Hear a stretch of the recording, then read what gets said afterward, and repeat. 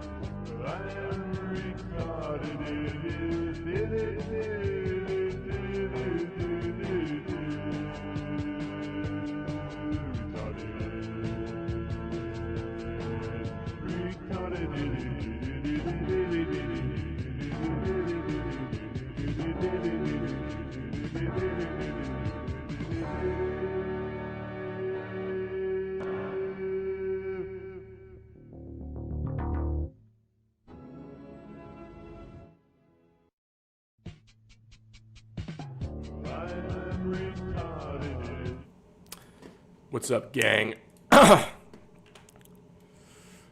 What's up? How we doing? How's life? How are things treating ya? We doing good? I'm doing good. I'm feeling quite all right. Now, I just had this. I found this really interesting. I found this very interesting.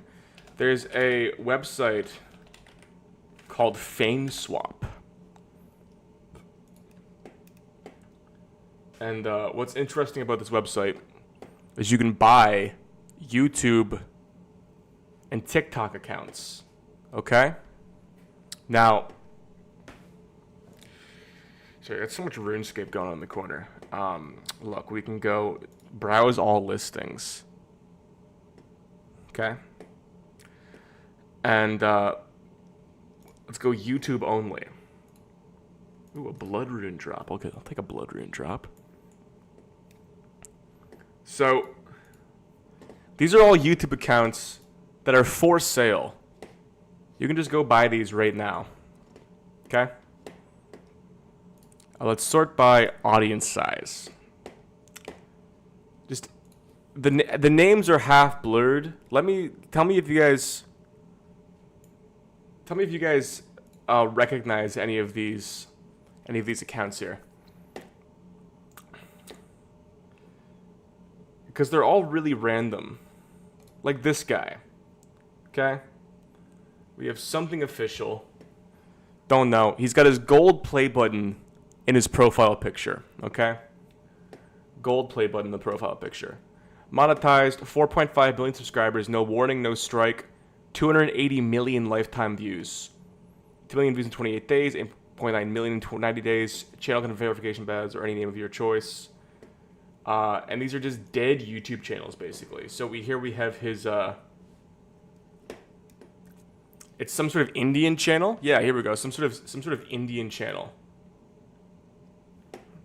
5 million subs. Estimated revenue in the last 28 days is $13. So he did 2 million views in the last 28 days and got $13.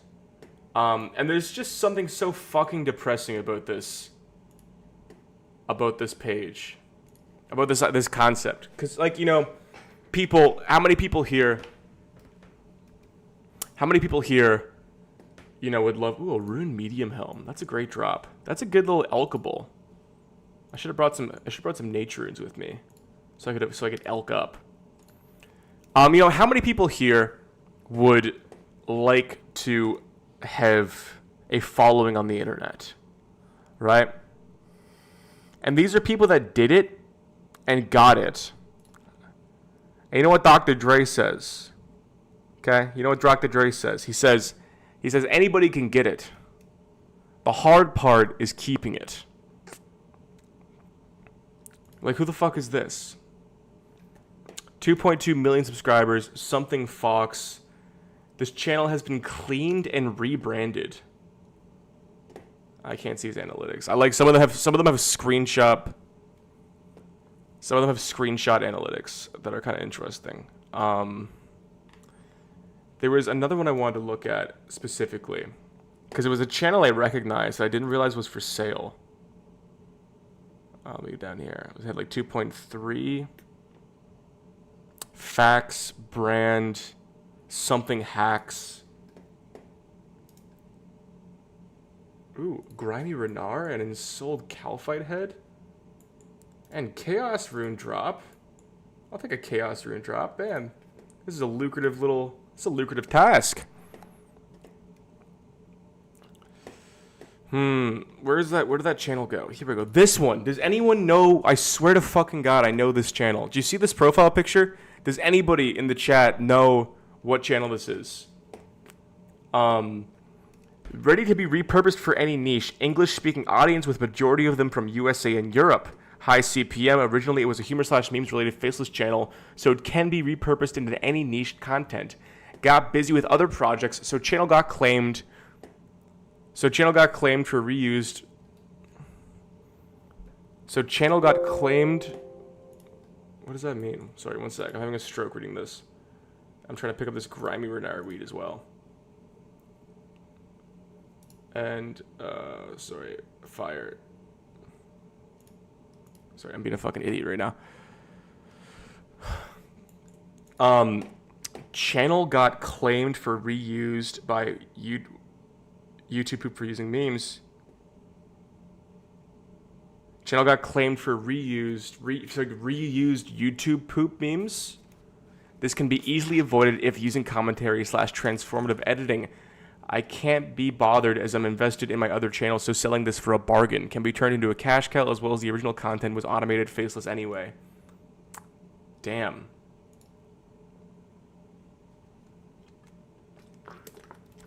Reverse image search the icon.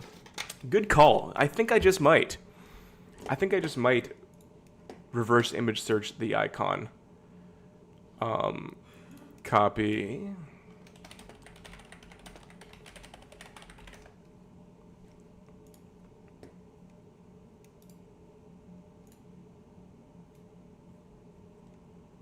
Clumsy TV.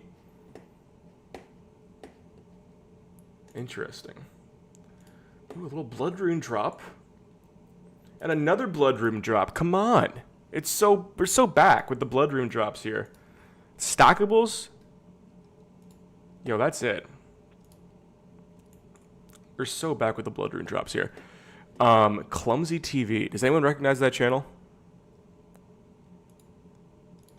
Yo. Nope. That's not what I wanted. I'd love to see. Or no, he said it got claimed.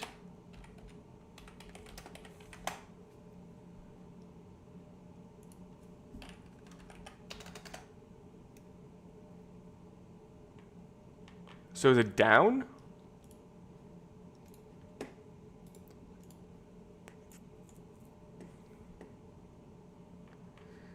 Wow, that sucks.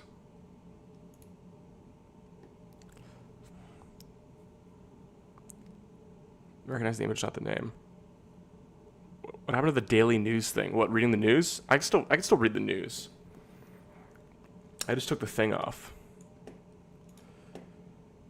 I don't know. You know what? I've been just getting like really depressed reading the news because I don't feel like I have control over anything.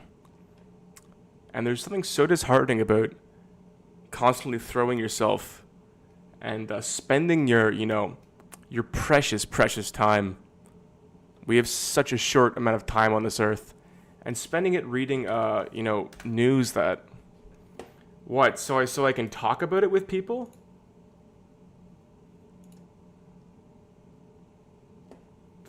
Hamas leader. Yeah, I saw this today. Sinwar killed by Israeli troops. Now he says war will go on. Motherfucker's dead. Cool. Guy's dead. Awesome. They're still gonna fucking kill each other. You can't do anything about it. And we're also we're in North America. And it does not affect us at all. So. And it's one of those things, too, that I can't, you get some people really angry about it. Some people. Destiny. Osmongold. H3H3. Who else, Hassan, these classic guys, classic internet characters, all of which enrich society in a way that it could, they're irreplaceable figures.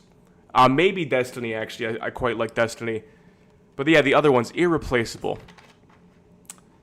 Paramount, true cultural icons.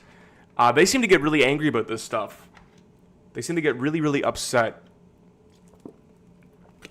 when they talk about these things. And, I just don't have it in me.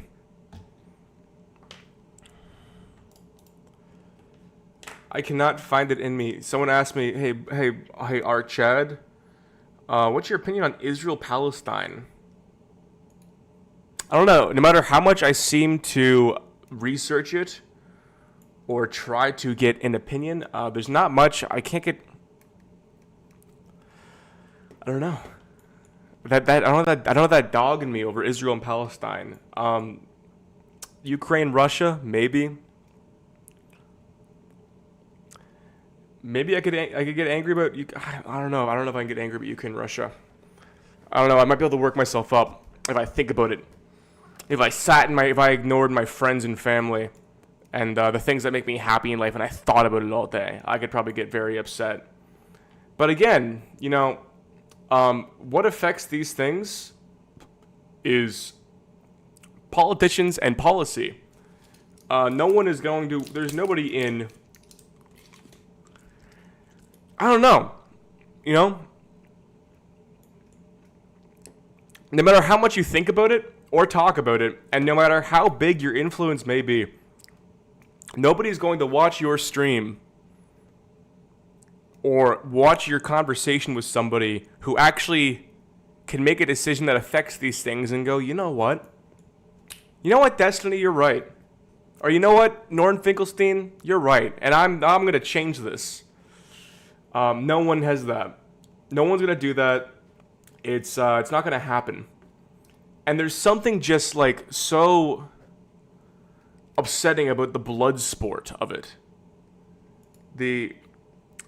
It's like I wonder if how many people would have opinions on things if they weren't getting paid to have opinions. Because I don't think people are grifting.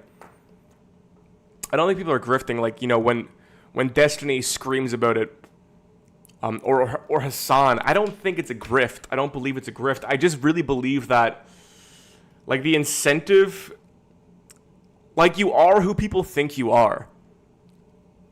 There is no soul at the center of you that is, like, the one true you that you have to find. You're just sort of, like, a combination of whatever the last person said to you and what people expect from you.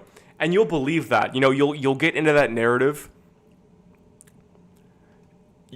and you will really believe that you are upset about these things. But I just don't think you are really. Like, you are materially, but then deep down, you're not. There's nothing inside of you that's, like, actually angry. Unless you're from there, I understand the pain. Maybe Ethan Klein, I get it, but I just think the average student in University of Toronto, I just don't think are they angry? Are they really angry? Is it really inside them? Nick Land on the Theory Underground pod.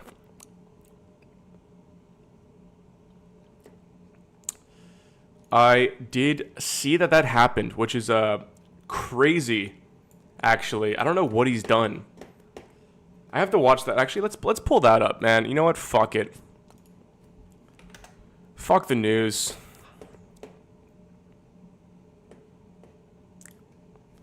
Let's go Theory Underground, Nick Land. This is a big deal.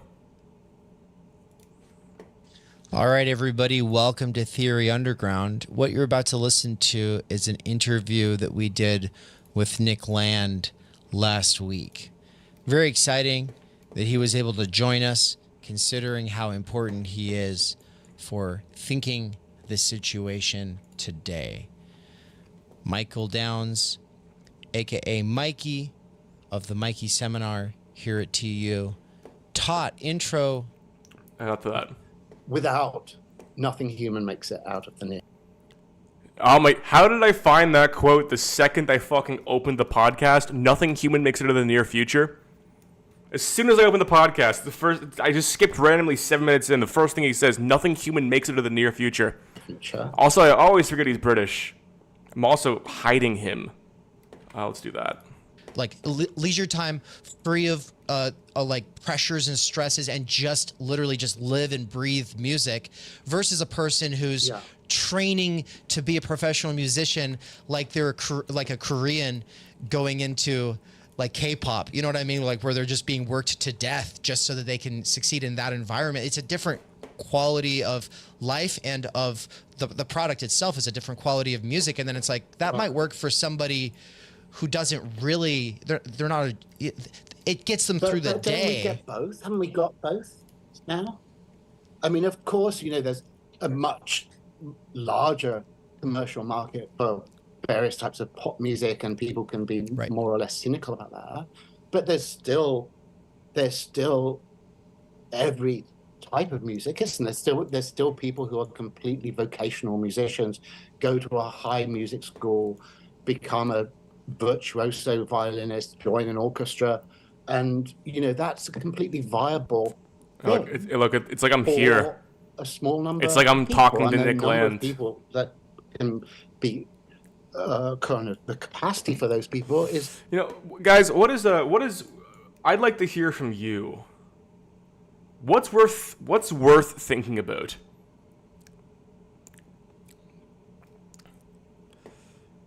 To you, what gets you guys through the day? Or not just through the day, but like kind of gets you up in the morning. Why haven't you killed yourself yet? What's worth thinking about? What do you deem important? Because I don't know. Do you ever? Everything just seems kind of frivolous. Like everything just seems. I don't know. Everything seems a little pointless sometimes.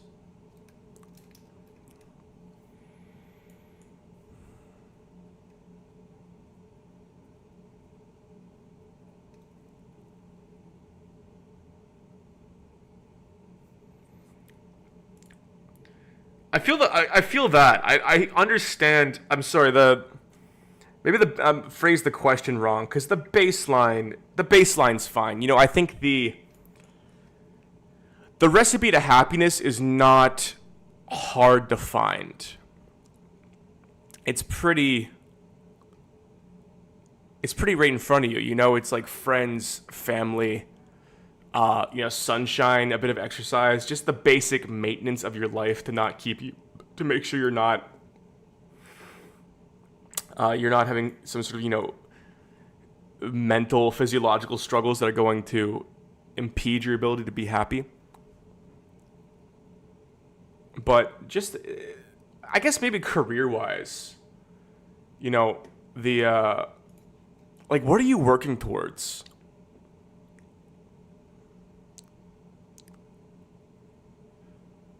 Do you ever think about what you're working towards? Like, not your life in a literal sense of like aging and dying. Obviously, the point of it's like, have kids, go outside, have friends. But I just mean like career, Like, where do you see your life going?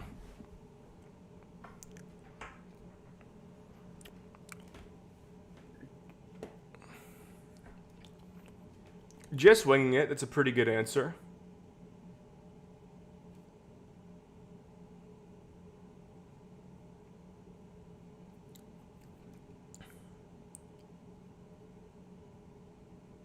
Make sound effects in your Discord servers. That's fun.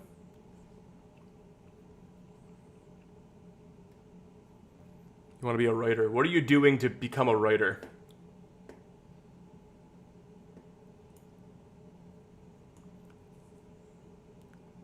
I'd like to know that. Because that's writing is a very archaic task. Like the book, the book is it's an archaic medium. You don't really need to write a book anymore. Well, here's the difficult, I guess, here's the hard cock to suck, okay? The hard cock to suck is that if you look at a platform like YouTube doesn't like anything artistic or challenging. It's the algorithm's very bad for anything challenging. If you can make a thumbnail, for example, and the thumbnail could sort of be like a very artistic, very, you could really channel like 70s movie poster, like kind of like a very artsy, beautiful thumbnail. And it's not going to do well. It's not going to do well because what YouTube wants to see is just, what drives clicks.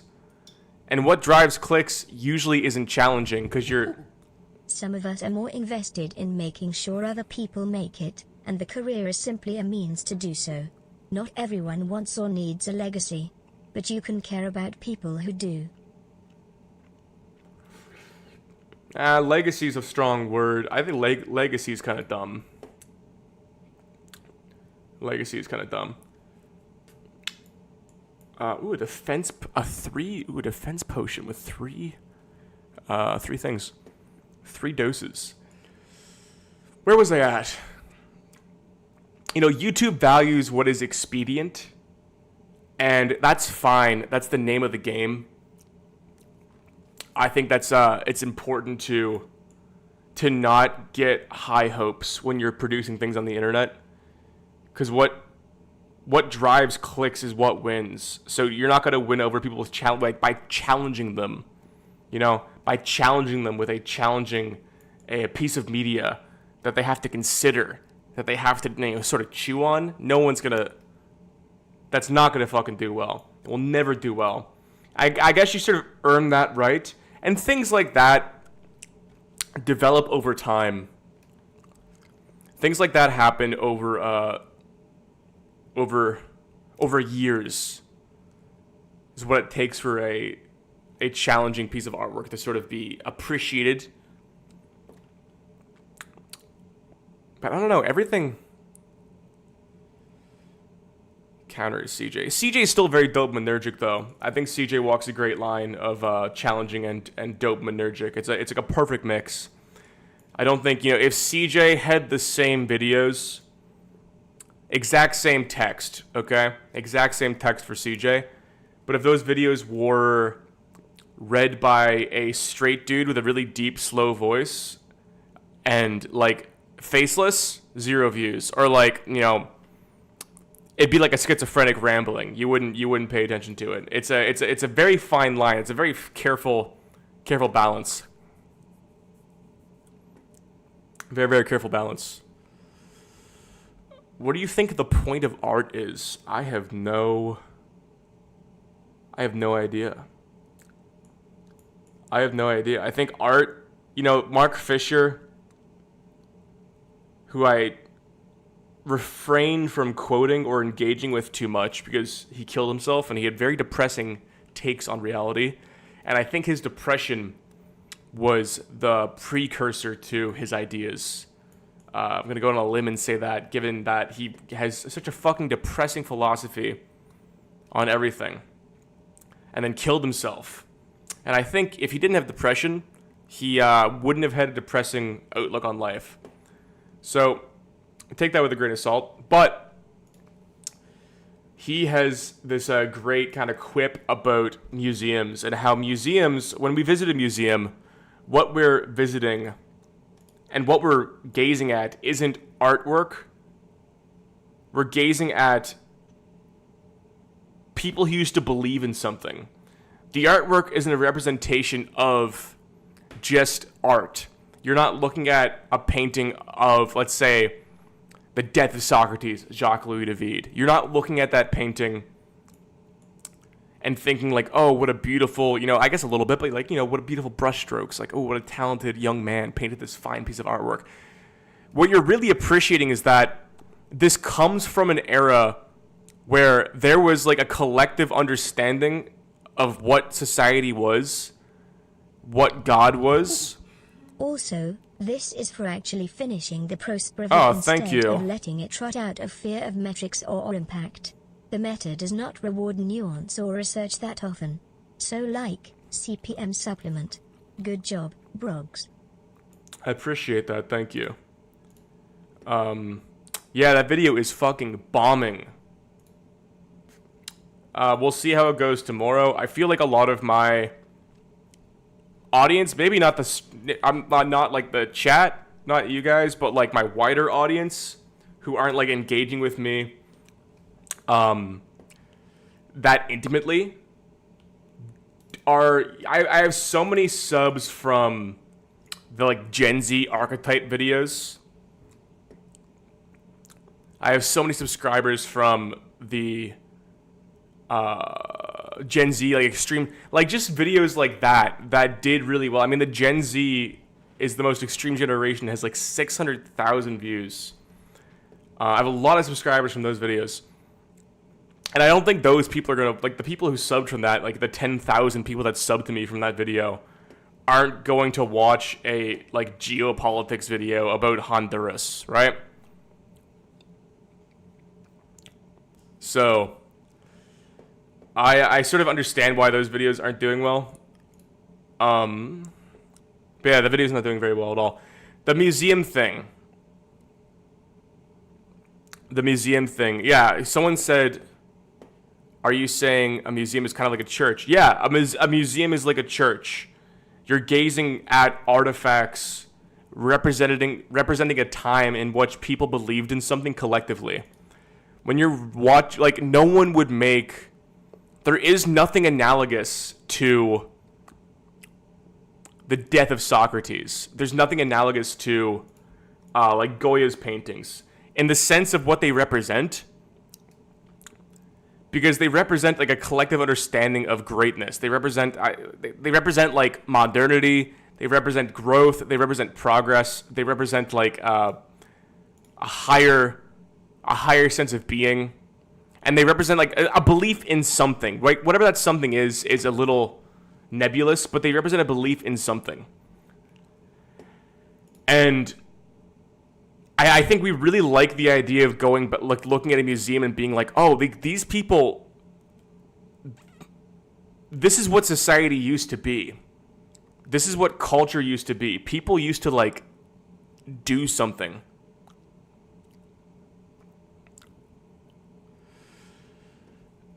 People used to, aim up at something. And now, and that's retrospective. Maybe what would the equivalent be now? What would the equivalent be now? Like the belief in individual wealth. And I'm trying to think of like some artwork that would represent that. Cause. I was in Miami, and I have to find that artist that is fucking everywhere in Miami. And I mean literally the entire city is decorated with this one artist.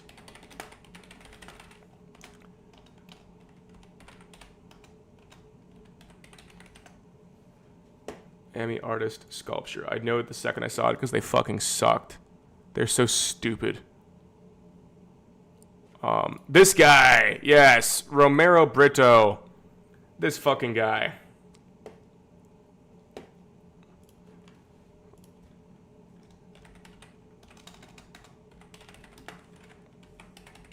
Romero Brito, okay? This fucking guy here. These sculptures right here, this shit is all over Miami. I was out in a suburb, and it was in the suburb, and it's downtown. It's everywhere. And this is sort of a monument to, that sounds so edgy to say like capitalism as a religion, but I think individual wealth and sort of a baseless individual wealth as a religion, as a belief, right? There's no sort of like, this doesn't represent something about how rich and virile the culture is. Ooh, a rune chain body, right? This is not saying something about culture. This is not saying something about like society collectively. It's not saying something about belief. It's not saying something about religion. It's not saying something about like leadership, societal values. It is just like a representation of the concept of the pursuit of individual wealth by any means necessary. And you look into this guy has like his own real estate chain, and there are skyscrapers in Miami named after him because he owns them, right? This is like what this guy has done. And it's, I think maybe the most interesting thing about this would be that it's not a representation of providing value. It's not like artwork that someone has created to provide value to a wider audience or to society or to represent something. It's artwork that was created solely for the speculation and the hype of the artwork being created in order to be bought and sold so the guy can get rich. And I think maybe in 100 years, if this was sitting in the museum in New York, we would look back and think like, oh, this person believed in something, even though now it seems like he doesn't believe in something. But once you're kind of remove it out of the context, you would think this person believed in something. This is representative of a culture that believes in something. So maybe I'm wrong. I'm just sort of black-pilled and stuck in the society we live in. But, you know, it's interesting. How to appreciate art as a scientist. I'm a scientist and trained to look at everything analytically and rationally. I think that's a great way to look at art, actually. I think it's a very fascinating way to look at art. Looks like a reused motel sign. Yeah, I know. I find that interesting about this artwork too, is that like it's not using. There's no like visual language here that is novel. You know, you look at like Keith Haring at the time. Keith Haring, that was like novel visual language. I think Basquiat was novel visual language. As far as like artwork that's sort of artwork that this artwork is in conversation with. This is in conversation with neo-expressionism and like graphic. I don't know what like Keith Haring's movement was. Sort of graphic art, like this is in conversation with it, but this isn't novel. This is just like a thing. Yeah, here it was. This one was in a subway station I was at in Miami. I'm blackpilling. Sorry, guys. I'm blackpilling. Roy Lichtenstein. I like Roy Lichtenstein because I think that's novel at the time. I think a lot of artwork needs to be like viewed in the context in which it existed. Roy Lichtenstein. I love Pollock. I think Pollock was like revolutionary at the time. When people say like, oh, my child could have done that, or like this is so simplistic, blah, blah, blah, blah. I don't agree, because at the time it was like truly groundbreaking. It was propped up by the CIA in order to bolster American culture and create and make America the new center of fine art in the world after World War II. You can look into that. But I do like Jackson Pollock.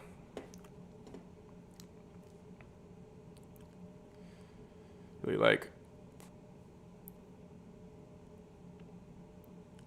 What do you think of I made it because I couldn't find it? Could you expand on that, please? Like making a video because you couldn't find it.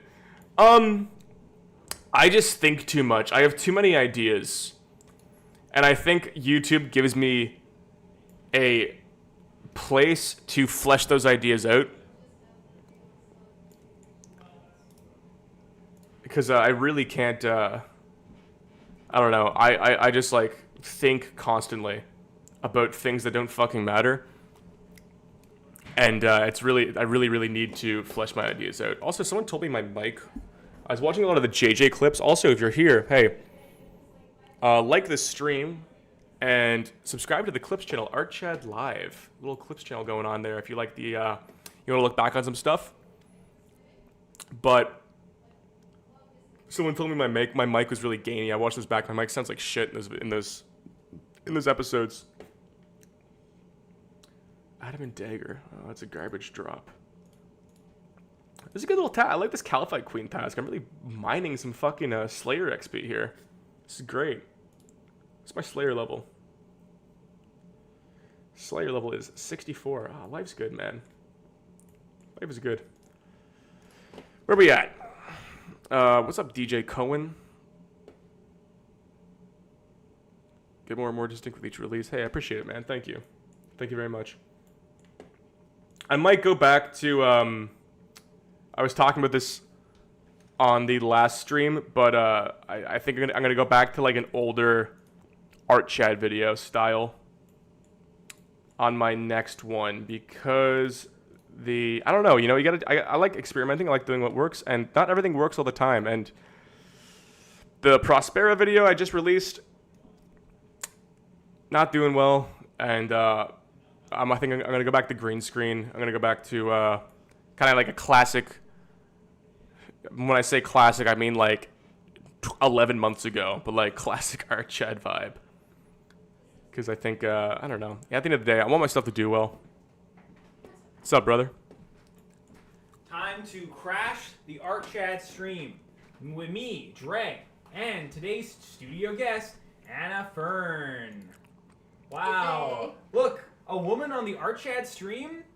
There's been plenty of women on the ArtChat stream. The first woman ever on the ArtChat stream. Seriously? No. I think We she's. have plenty of women. I hope there was at least one before. We have plenty of women here I think at it's the studio. No, I think she's the first woman I've ever met in my entire life. And we're playing RuneScape for money. RuneScape for money. RuneScape for money. On like what, Thursday evening? I'm so glad every time I come onto your stream, someone says drag surprisedly. Can you believe that we occupy the same space? Is it a vape? Female. Oh my god. Female. Anna Fern. Did I meet you at VidCon? Did we talk? No. She was at VidCon. No. You kept saying you said you met her at VidCon. No. This is a different woman. That's right. I'm talking. I've invited 2 women to the studio recently, and so we get them confused because like. Yeah, but Rogan, There's only so many women how that many come by the women did you studio. invite to the studio? How many women have I invited to the studio? Oh, this thing sucks. My girlfriend. I invite her to the studio. Okay, the answer is 0, but he's also. I think you've also invited 0 men technically. Rob Oliver texted me today. Oh, nice. He's gonna come to Toronto and do the podcast. Rogan's got a red pill mentor, a millionaire Instagram guy. Millionaire? Is he like millionaire? Million subscribers or million money? Million money. Million money. Is he sponsored? I've been actually digging his recent content recently because he's actually he was making like hustle content, and then he pivoted towards making like calling out fake gurus, and he's like, you can't just wait, Greg, where'd you go? He'll come I'm back. listening. Yeah, You're listening? He's there. He's like, Making you can't just sell a fucking course. He's like anti-course. nice.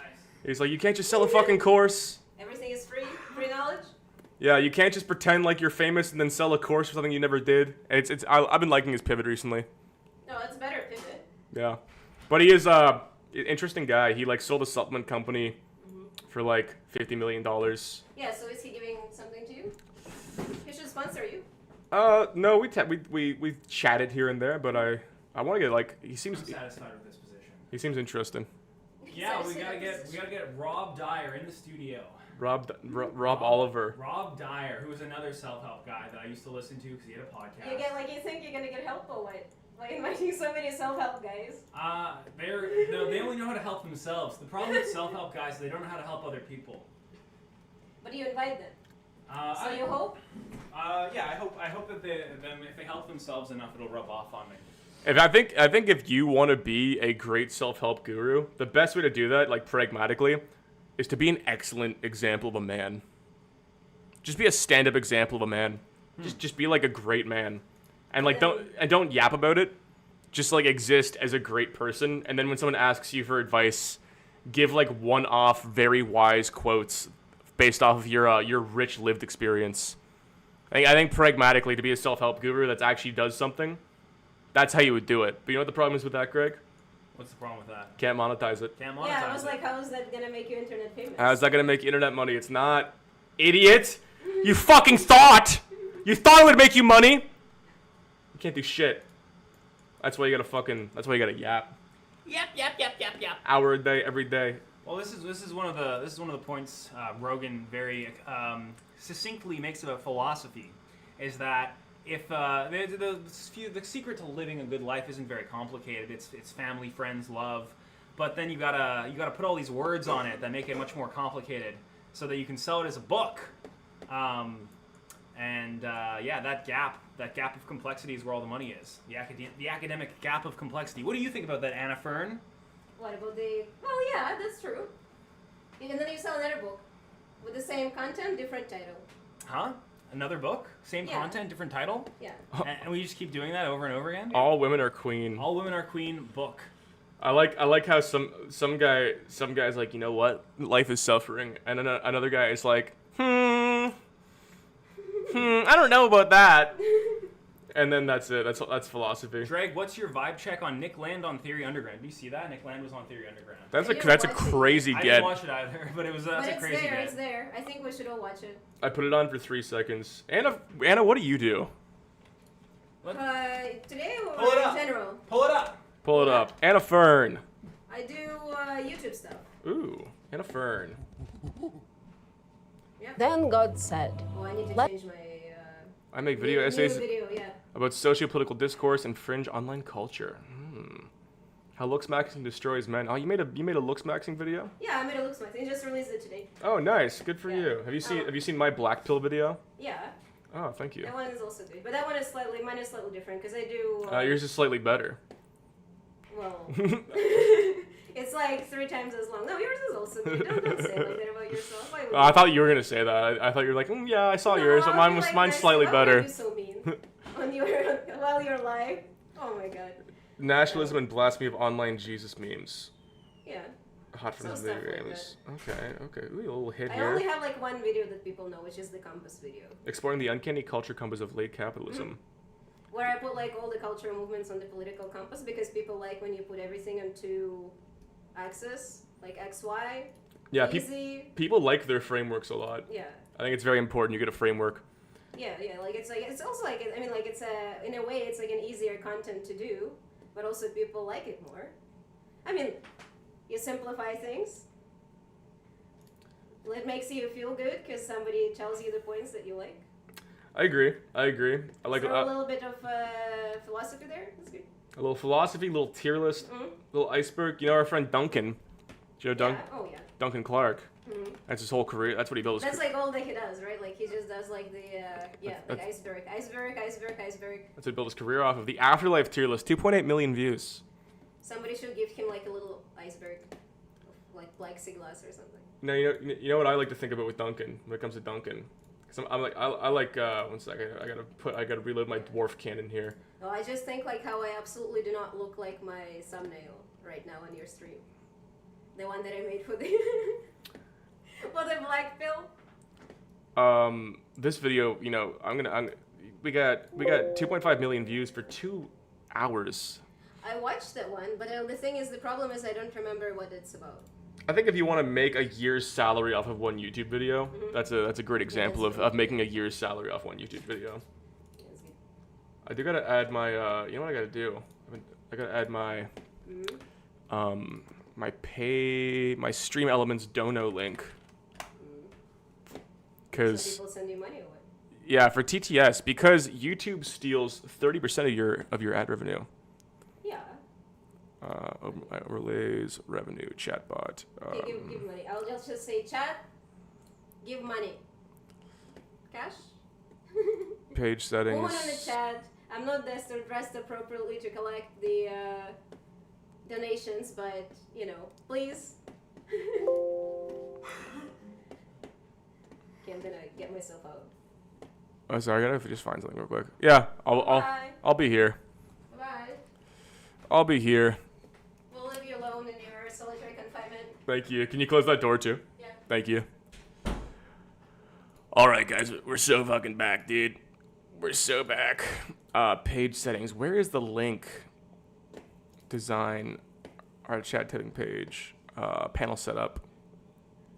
Tipping page link. There we go. That's what I wanted. I wanted this. Pin message. There we go. Wait. Remove pin. Sorry, give me 1 second here. Tip. Text to speech. Text to speech. Text to speech. Don't give YouTube a dime.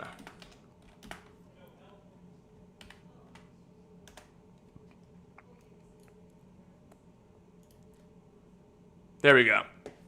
We're so fucking back, guys. The funny thing about those videos and many other is they just read Wikipedia channel page those entire 2 hours. No, Duncan. Sorry. I was not talking shit about Duncan. Duncan, he fucking does heavy fucking research. This guy is fucking off the rails when it comes to research. It's like a detriment to his career, actually. It's about the amount of time he spends on the, I believe he had like, the citations page for this video was like 300 citations. So, others do it. I'm not gonna say it's not a thing people don't do. Others do be fucking just reading Wikipedia articles, but my God, does Duncan put the fucking work in?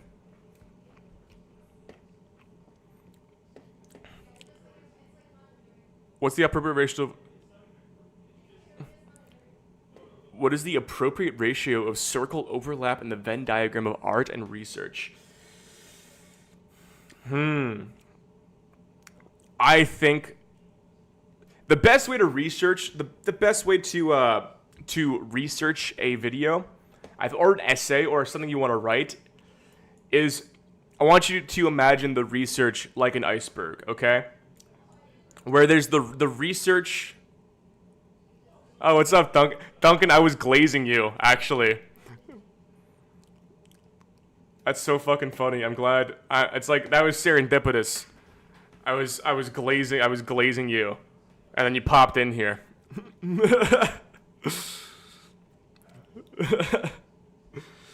I was talking about the amount of research you do into your videos, and then somebody asked about research and art.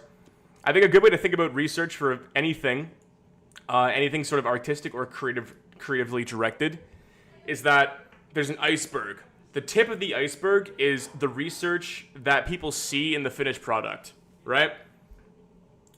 So that's going to be like if you make a, I think so. Like I know We're in Hell in his most recent video about the dead internet. I'll pull that up here because I watched him work on this entire thing from start to finish. Yeah, he worked on this thing for a long time. And he read 13 books for this video, right? So, like, this is the tip of the iceberg, right? And what you don't see is, like, the sheer amount of research that doesn't get put through, that just wasn't usable, or, like, anecdotes that weren't usable, or, like, entire books that weren't usable. I think that's a good way to think about research. Also, was Goku, was Chris streaming? Where'd he go?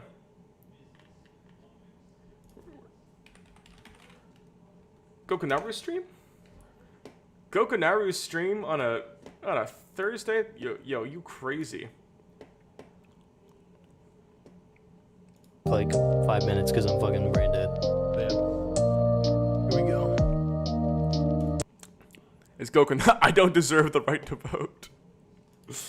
Hey, don't say that about yourself. You deserve the right to vote. What is he, just building a bed? I like how he's leaning into the. I think Chris is a little bit of an Chris has a little bit of a sex pest audience. Oh, he's streaming on his Clips channel. Chris has he's got a little bit of a sex fiend audience. I think probably maybe from my understanding from the outside, it seems like there's a not insignificant proportion of his audience that are just really attracted to him. So he's got some loyalty, and he's a handsome young man. So who am I? I think that's great. I'm sure I got like one person in here. Thank you, Art Chad, for being insightful artsy boy in a world gone mad. I appreciate that. Thank you for the 420. Thank you for the 420, guys. Going to join the sex pest audience. I got what's your combat level? I actually just hit 100 like last week. I play RuneScape so fucking passively, and I don't do anything challenging in this game. I just AFK stuff when I'm like bored in the background. So 100 combat though. Actually, I gotta start using Duradel because I've been using what's her face in the Triome Stronghold as my Slayer Master, but now I can use Duradel. I think it's time to make that's a big boy, Duradel. Come on, big boy switch. 420. It's not the sex number. The Gapman, Mogman, the Jonkler, Hockley 2-in, or Freak Bob mode. Thank you, Jessica Roberts, for setting Mr. Astronaut straight there.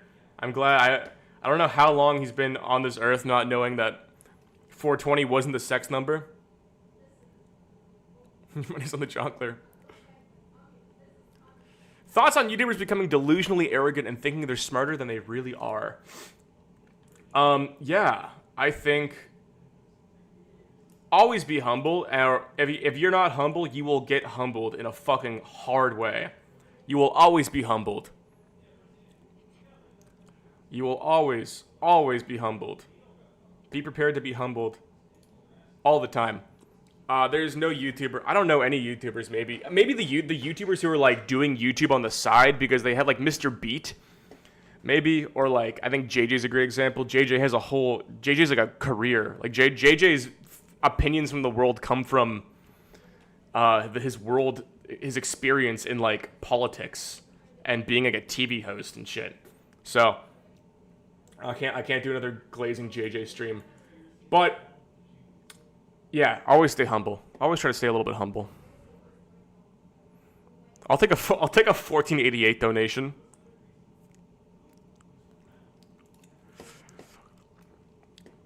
Do you like Mr. Beast? Yeah. Actually, I used to watch more of his videos. I don't really watch his new stuff anymore. I just not. I think it really actually. This is. When did I stop watching Mr. Beast? Before the Mr.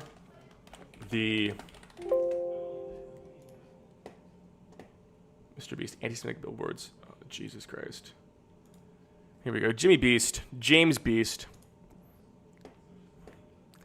I think when the videos got like such a fucked up level of production quality, I stopped watching them. Oh, never mind. I watched 3 months ago. I watched a whole Mr. Beast video. I'm just lying. I saved 100 dogs from dying. Dog number 100. God damn. How the fuck did you get this fucking career? How does this happen to you? Jesus Christ. 200 million views. 207 million views. I'd love, like, the fact that, look, this is a businessman. He's a billionaire. I think it's dumb to think about these people as YouTubers. It's very naive to just think about these people as YouTubers. What the fuck is going on my roof? What the fuck is going on my roof? So I'm looking at a building reflecting onto the roof. I gotta go back. Fuck. I'm out of prayer pots. God fucking damn it, dude. I fucked up. Yeah, these people, like, you know, they're not, he's a businessman. He's not a YouTuber in like the 2010 sense. He's a businessman, which is fine. He's a CEO of a company. But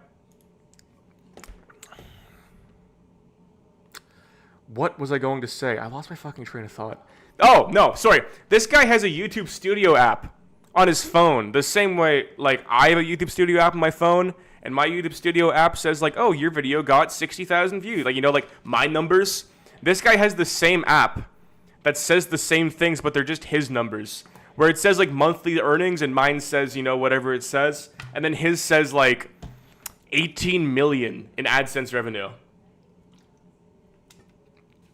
Or however much he's making on YouTube a month. I have no fucking idea. This guy's must be doing 1 billion views a month. No, 18 million, maybe like 5 million a month.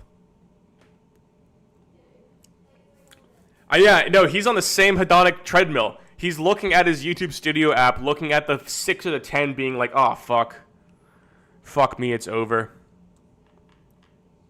Popular. 660 million views. That's so fucked up. Oldest. My worst Minecraft saw trap. Oh yeah, there's a Minecraft YouTuber that's so fucking sweet. I like how he's kept it all up too. Good for him. Good for him for never taking it down. Boom, boom, boom. Okay, ready? Check this out. We'll go Amulet of Glory. No, fuck! I did the wrong thing in the wrong order. Ah, shit. God damn it.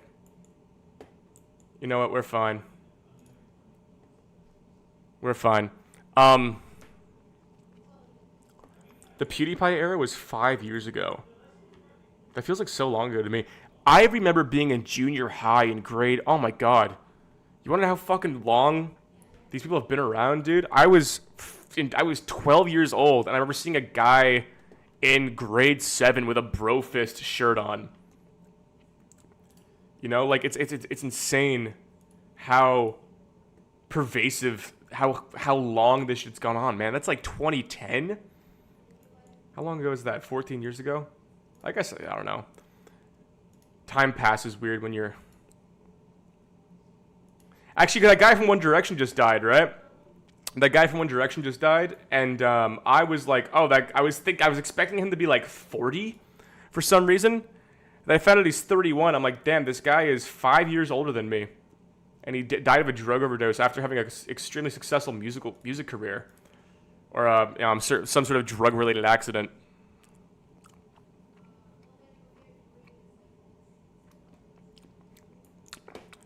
Hey man, appreciate your latest videos. It's been really good. Appreciate your info dense. Do you have an alternative to Patreon? I do not have an alternative to Patreon. I believe in the description of my... Sorry, and if there's a PayPal... So there's this... In the description, there's a PayPal donate button that you can set up as reoccurring monthly. If you don't want to do Patreon, if you just want to do that, that'd be greatly appreciated. But like other than that, I have no alternative to Patreon.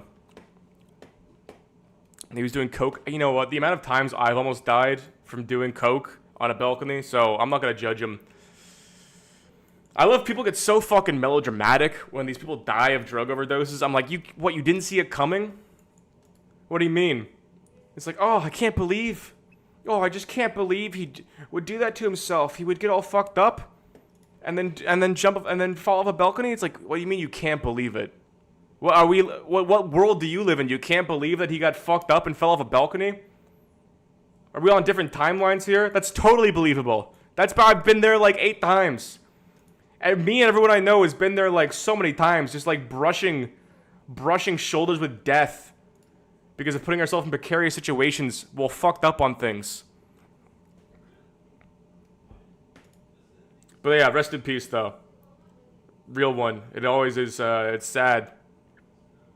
It's sad when people die from dumb shit. Especially like falling off a balcony fucked up on drugs and alcohol. It's like, that's such an annoying, that's like dying in a car accident. That's such a fucking annoying death. That's such a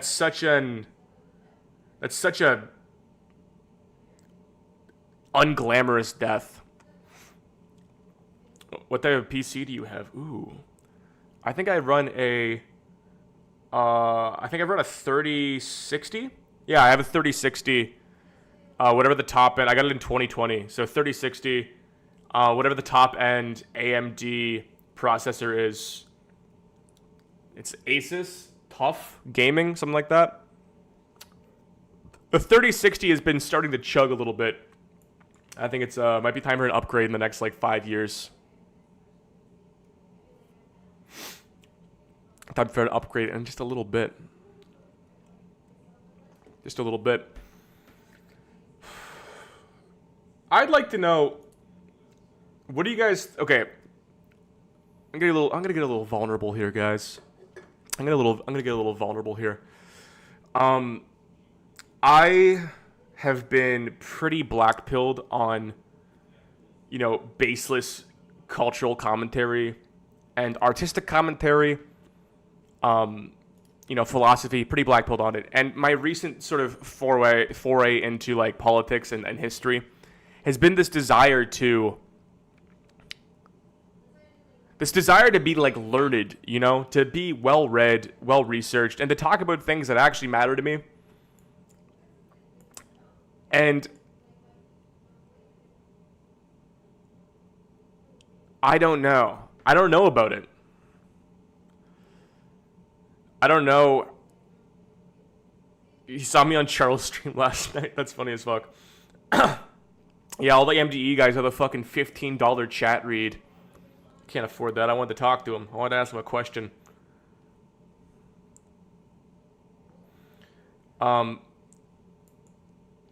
Yeah, but you know, my issue is just that, like, I don't know. I don't know how I feel about it anymore. I don't know how I feel about, like, I don't know how I feel about anything. Sometimes I'm unsure of why. I'm not unsure of why people watch me in, like, a, you know, pathetic, like, oh, why does anyone like me? I just mean, like, I don't know what my audience... Do not get vulnerable, worst mistake of my life. I don't know what my audience seeks of me. And that's annoying when, like, you're really, you know, you're trying to make something your career and you don't know why you're doing what you're doing, or like what is working and what's not working. It's not like business where you sort of get like immediate feedback. YouTube, the feedback's like extremely abstract. You know, I have a video, my conservatives video did bad numerically, but the engagement on it is like fucking insane. Like literally the highest engagement, the highest click-through rate, the most comments, and the most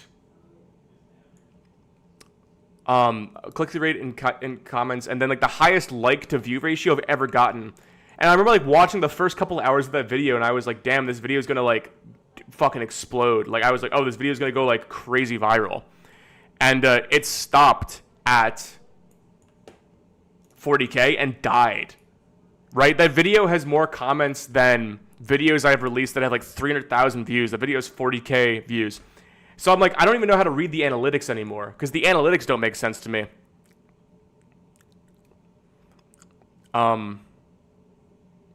It's bizarre. It's bizarre. I think every YouTuber wants to make videos. Every YouTuber wants to make videos that sort of like stop people in their tracks when they come out. I think that's sort of the goal, because that's what makes you memorable. You know, that's what makes you when someone stops you on the street and says like, "Oh hey, oh, I love your work.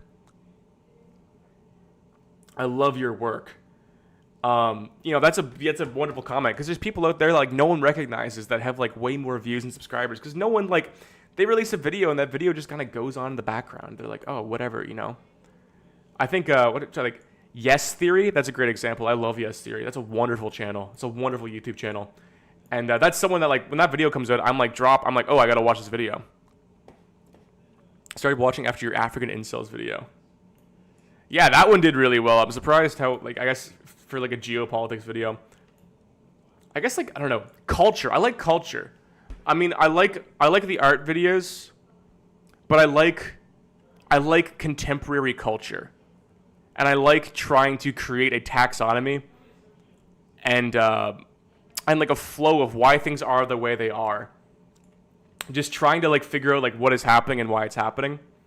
I think that's what's really exciting to me as a creator, as someone who is like actively making things. I think the goal of what I'm making is to like just try to better understand the world around me.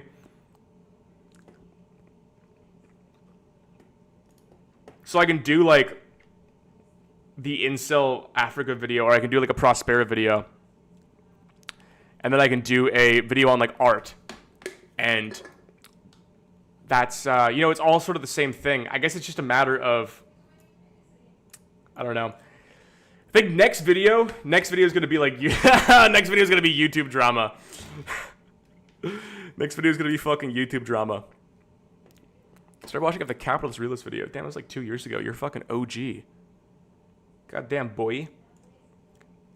YouTube drama, next video. Andy Pants Gaming. Andy Pants Gaming YouTube drama. Not really, but it's going to be like in that vein, but not an actual drama video. It's going to be a... You're going to learn something. You're going to come away from it being like, ooh, I'm glad I watched that. But you're going to click on it because you're going to be like, ooh, drama. Incel Nigeria. Actually, Africa's gotten far more interesting recently. All the Russians pulling into Africa. Have you guys seen that? Did I make money on this task? That's all I'm concerned about right now. Sell these fucking blood runes.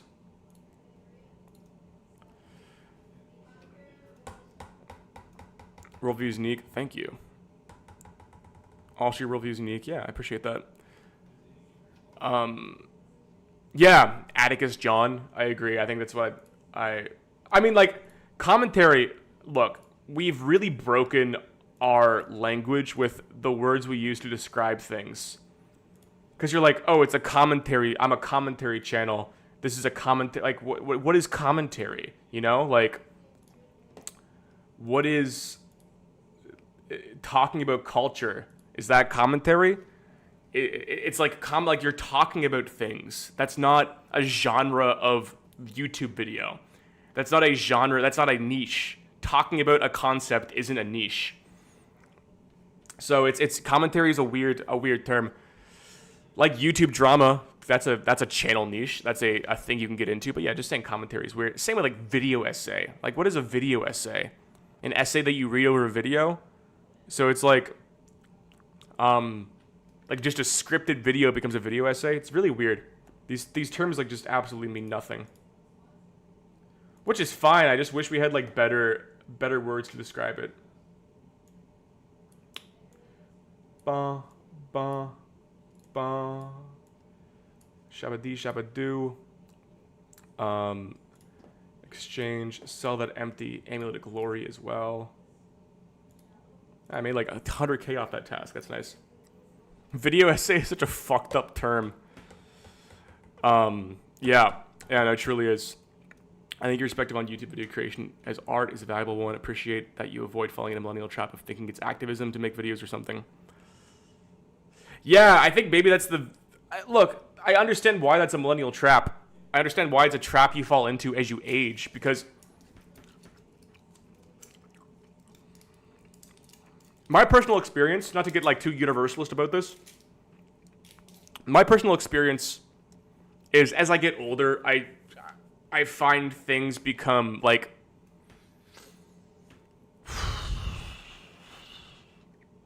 I get smarter. And as you get smarter, you get dumber. When you're young, I think it's very easy. The stakes are so low. And it's very easy to be like, oh, this is how the world works. I understand now that this is how the world works. You know, I read one book and I'm basing my lens, or like I've read 5 books and my lens on reality is an amalgamation of these 5 books I've read. And therefore, this is how the world works. This is what's happening. I figured it all out. When you're young, it's so easy to do that because you literally don't know anything. No, that's what I mean. When you're young, wait, what do you mean? Is that 27 old or 27 young? I'm saying when you're young, like when you're like 20.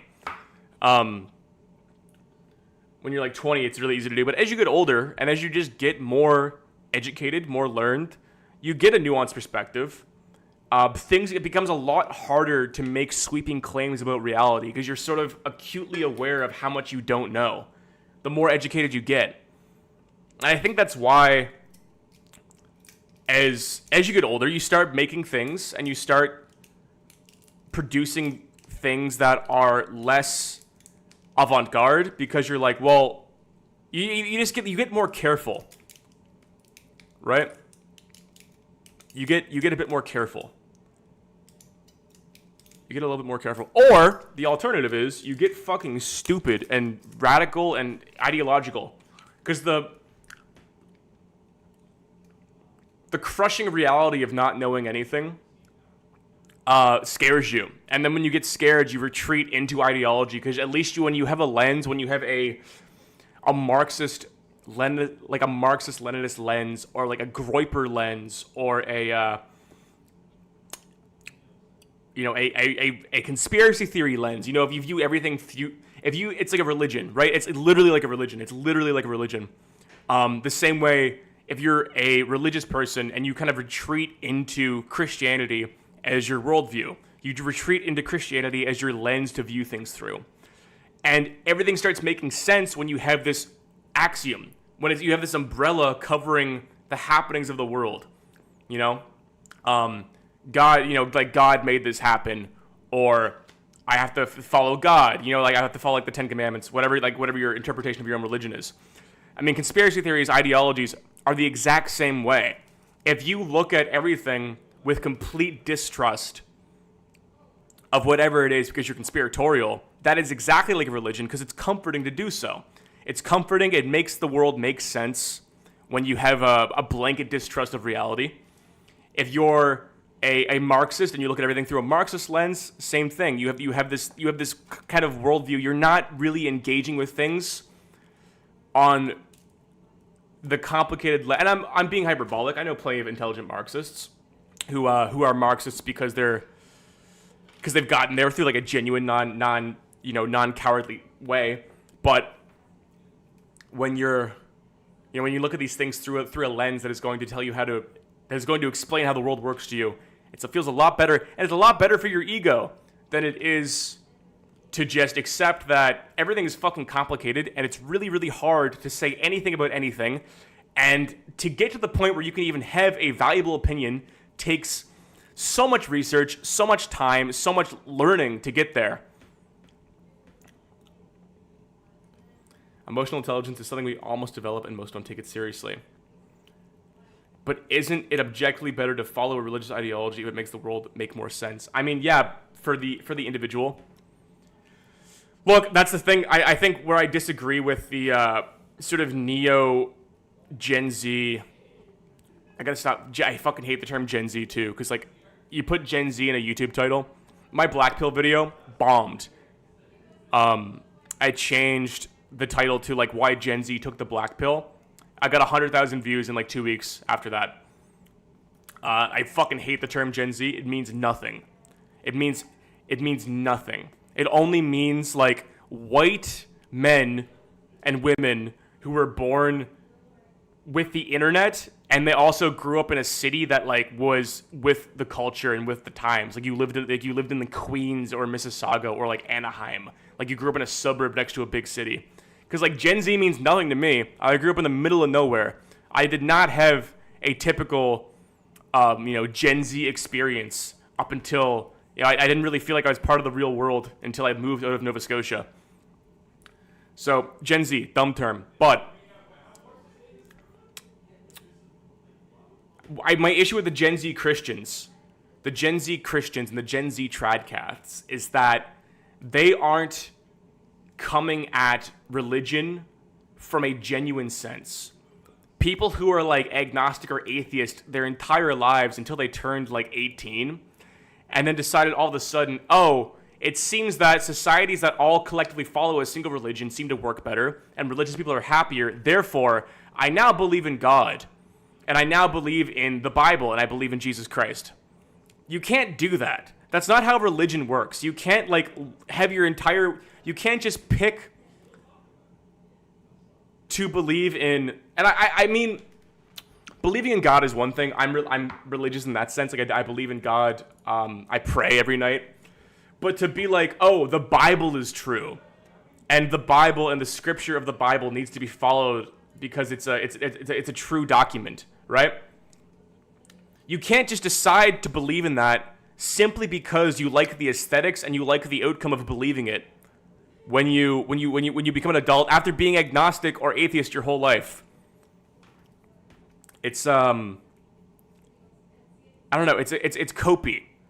So religious societies and societies that collectively believe in, like, a singular thing or a single lens obviously work better. They're more coherent, and religious people are happier. But I think it's a lot harder to do when, like, the society has been increasingly atheist and agnostic throughout the last, like, 20, 30, 40 years, and far more in Europe than it ever in America. What's, like, Germany is, like, 80% atheist. Germany, France, Italy, UK are, like, 80% atheist, something like that. I don't know. I just don't think it's as simple as going back because it made sense at one point. It seems very, it's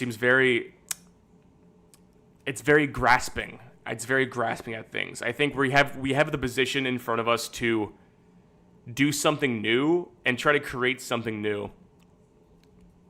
But it seems like most people are concerned with trying to go back to, white supremacy or a Catholic, non-secular society, or whatever the fuck people believe in to get to fucking sleep at night. Yeah, I do. I have Discord. Discord is in the description. Go to the Discord. Discord's fun. I added. You know what I did to my Discord today? I added rules. Because I have like 500 people in there, and my fucking god, you don't know what it's like to have a Discord and like a small public following. and then have a Discord full of your following, it's such a liability. It is such a liability because that number grows and people get in there and they do weird shit. I remember in Greg's Discord, his first Discord after he blew up, people were selling guns. Like, it's like your Discord isn't in your control. At a certain point, your Discord just becomes a space that people talk online, and sometimes they're like they're disconnected from you entirely. They're just in your server. Oh man, this guy's. Give me the lockpicks.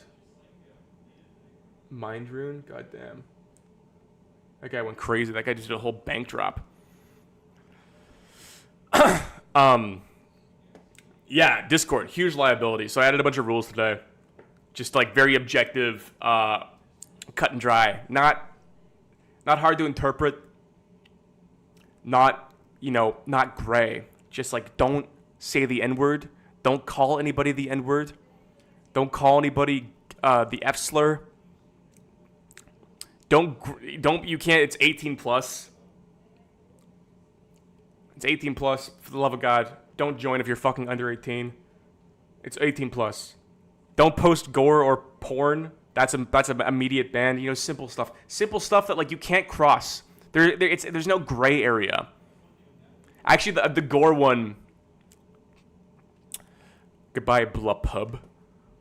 The gore one that one's kind of a gray area because like if someone posted like relevant contextual war footage that happened to be like a little bit mature, a little bit shocking, you know, I'm not against that. If it's I got a politics chat in there. If it's relevant to the conversation, I'm all here for it. I have a rule that says don't be weird. Actually, I added that. It's like I think it says like neighborliness, and it's like if you don't fuck up the vibe. I think that's the rule. I do. I reserve the right to ban anybody without specific cause if they're fucking weird.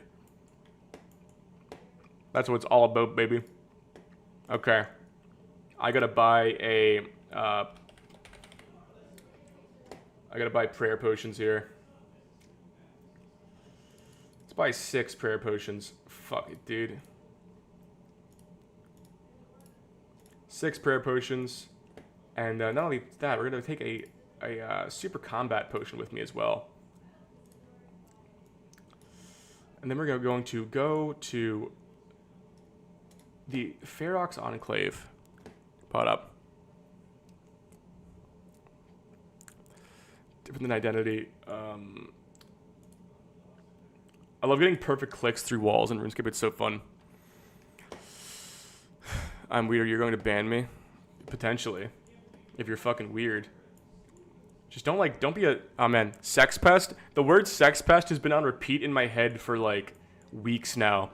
It's such a funny idea. Like a sex pest. Everyone older than me is retarded. Yeah. Appreciate that. I'm gonna think about that tonight. Sex pest. That concept. So funny. It's like you're not actually like committing a crime. You're just really annoying and you're like kind of pathetic. Like your crime is being annoying and pathetic and no one likes you. There's no like actual like infringement. There's nothing to go to court over. It's just like sex pest. Like, oh, he was being a sex pest. And it's like the term is so funny because it so vividly describes what that person is. Great brand name, Sex Pest. Oh yeah. Oh yeah. Where's Neve? Neve, give me a fucking assignment.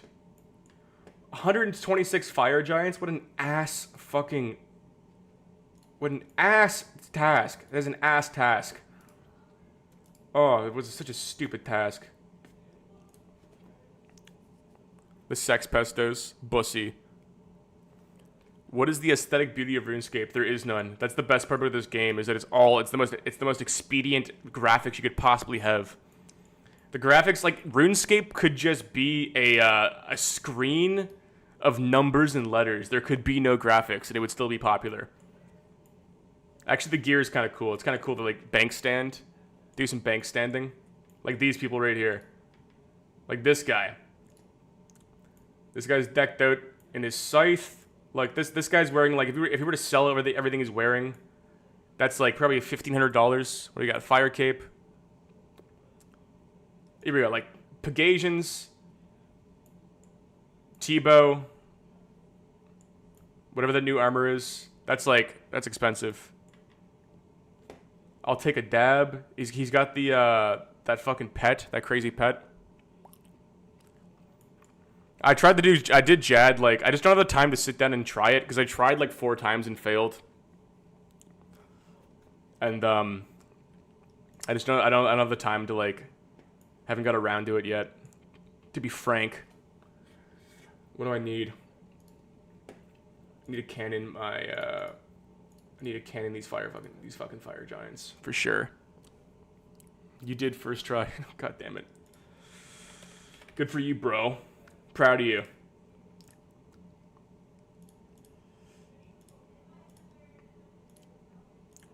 I'm feeling better. You know, I was oh god, I gotta fix my fucking. I'm gonna get a haircut actually. Sometimes my forehead gets exposed. My giant forehead. I was feeling. That video today just did so bad. What is he? I haven't even checked. I deleted the YouTube Studio app off my phone. Yeah, 9 out of 10. It's just like not doing well.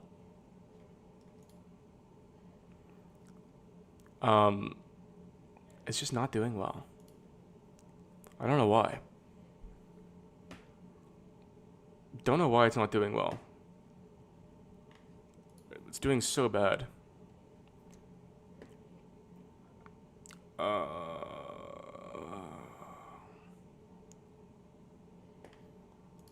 Yeah. Don't know what it is. Don't know what it is.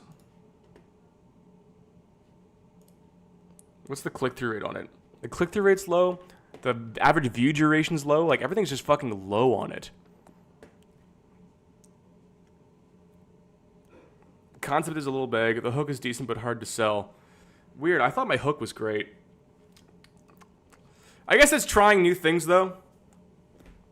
I feel like I tried something new. I was trying like some new narrative techniques in that video that maybe like didn't pan out very well. I could always try better.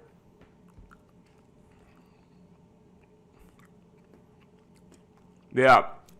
You want to talk about fucking hell, dude. When you spend like 100 hours on something, you release it, it just does really bad, and it's like, oh, there's like, you know, I've like lost so much income this month off of this thing doing bad. It's tough. YouTube marketing, it's tough, and like, you know, how many chances do you get, right?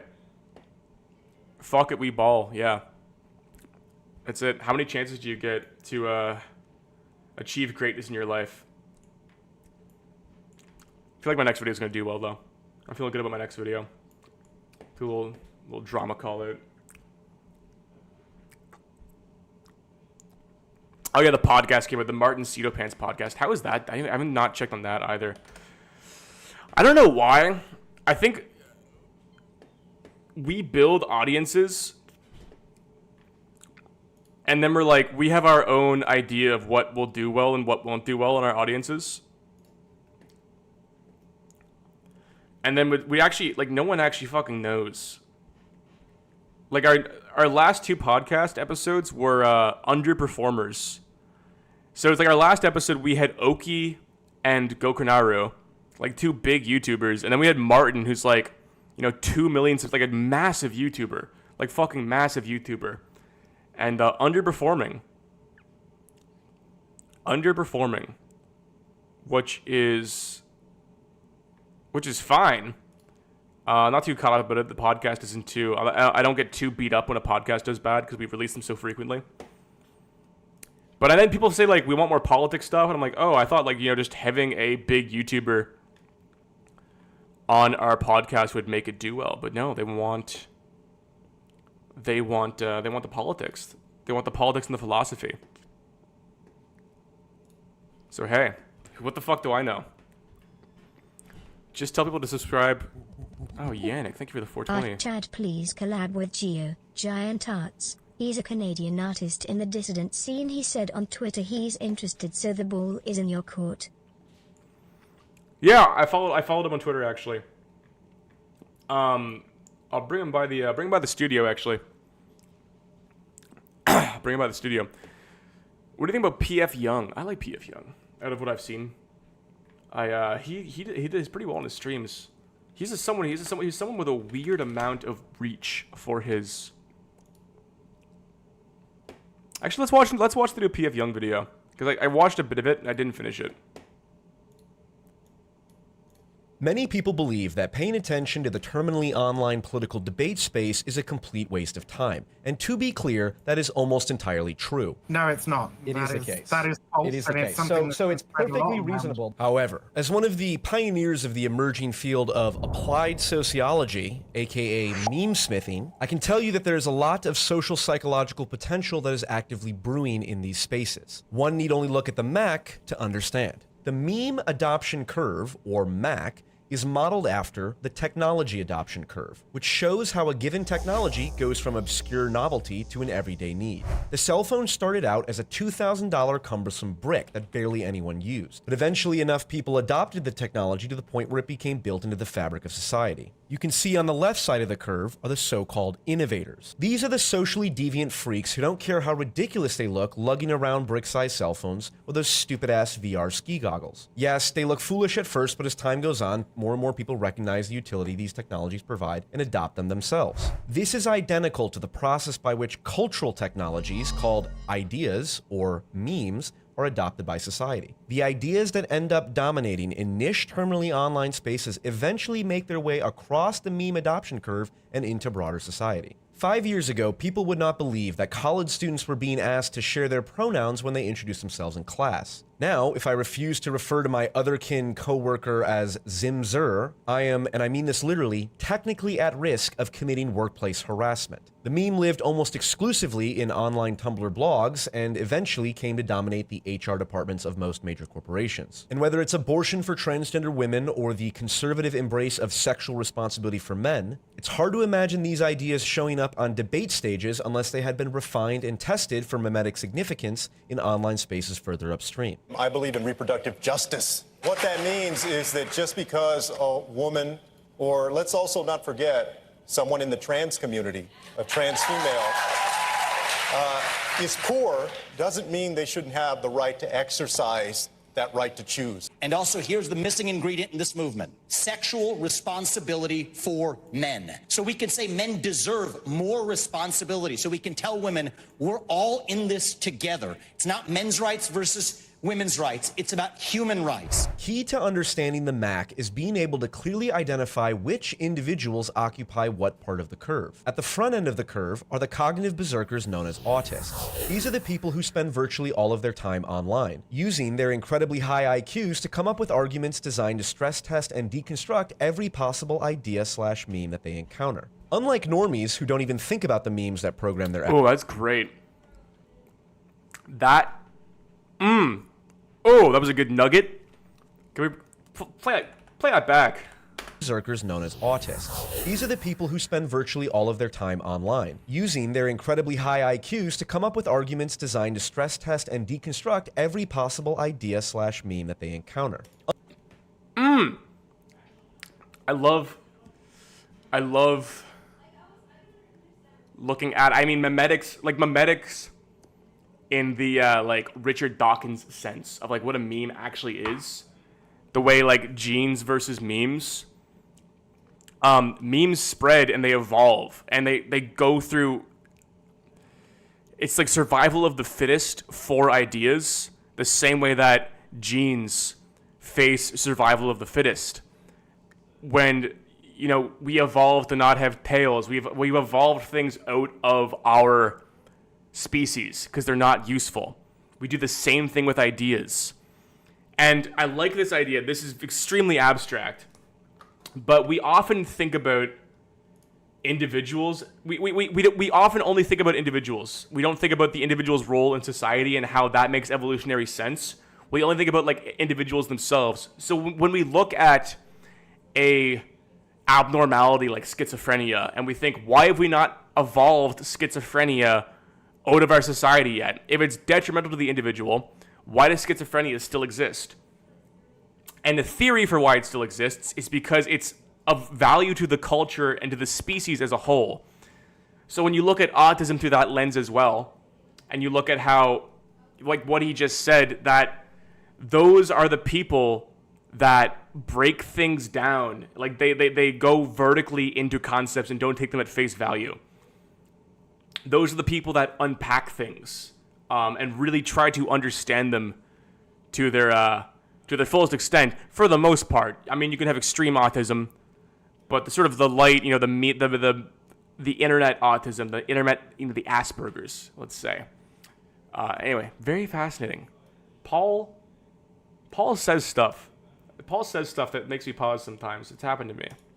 Unlike normies who don't even think about the memes that program their attitudes, the terminally online autist will not accept any idea, no matter how self-evident, without a bulletproof logical argument or a peer-reviewed study. This antisocial and deeply unintuitive way of engaging with ideas may be insufferable for most, but it is precisely what enables the autists to test and refine the mimetic fitness of the endless stream of new and stupid ideas that emerge online. Almost all ideas are wrong. And it doesn't matter if they're your ideas or someone else's ideas. They're probably wrong. And even if they strike you with the force of brilliance, your job is to assume, first of all, that they're probably wrong, and then to assault them with everything you have in your arsenal and see if they can survive. And can you justify why it's not moral for a brother to hump his sister? It's important to recognize that just as most new technologies never make it far along the technology adoption curve, it's also the new worst product I think I've ever reviewed. Almost everything that happens at the front end of the Mac is completely and utterly irrelevant. Joshua Citarella does a good job documenting. He brings up Josh? Are you kidding me? God, Paul's going fucking deep, dude. The vast range of meaningless political identities that survive exclusively in the terminally online mimetic swamps. And anyone who has kept up with the psychological misadventures of the autists on the front end of the Mac are aware of how much mimetically insignificant noise saturates this space. However, a small proportion of the memes discussed at the autistic end of the Mac do actually prove to possess a great deal of mimetic fitness, and these memes eventually make their way across the curve to the influencer part of the Mac. Influencers are those individuals who are themselves autistic enough to survive in terminally online spaces, but who also have the ability to communicate those ideas in a way that is digestible to a more generalized audience. Comedians, podcasters, and social commentators who talk about politics but don't really make it their main thing tend to dominate this part of the curve, and different influencers can exist at different points along this section of the Mac. PF Young Media would exist closer to the autistic end of the influencer curve. My League of Politics videos are good examples of taking complex normative philosophical claims that no normie could possibly have time to investigate, like postmodernism equals bad or pragmatism equals good, and conveying those claims to a broader audience using humor, irony, and a familiar metaphorical grounding. Someone like Dave Chappelle or Jon Stewart would be closer to the normie end of the curve, and someone like Hassan Piker might exist in between. Once influencers have infected enough people with a given meme, it begins to become mainstream. It's important to understand that by the time a meme gets to the normie section of the Mac, the meme will almost certainly have... Where am I? Where am I on the autist influencer spectrum there? Am I fucking... I don't know how autistic I feel. I feel kind of autistic sometimes. I think half my...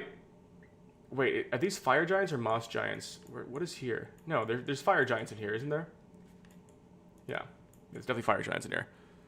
Not that autistic. See, my issue with being an artist is that I'm too autistic to be an artist.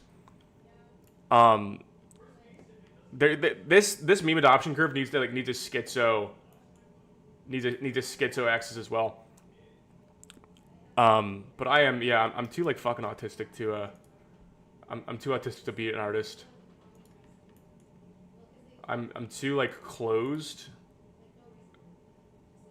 Maybe where are the fire giants? Moss giants. I swear there's fire giants in here. Am I fucking stupid? No. Wild dogs? Why is there a wild dog section in this fucking dungeon? Who the fuck needs that?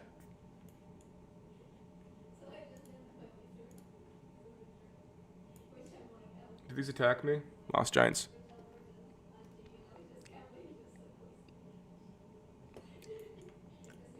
Yes, I knew there's fire giants in here. Can I cannon them? That's what I need to know. That's what I need to know, if I can cannon these fire giants. Is there more? Let's pot up. Pot up? Do they use magic? Can I cannon them? Wait, can you cannon stuff in this dungeon?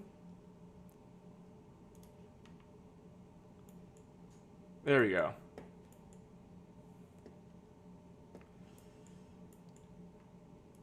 I forget, do they use magic? No, there's no way they use magic. That'd be insane. But are they multi? They're not even multi. God damn it. They don't have fucking any good drops either. Yeah, no, my issue is that I just think I deconstruct things too much I deconstruct things way too much.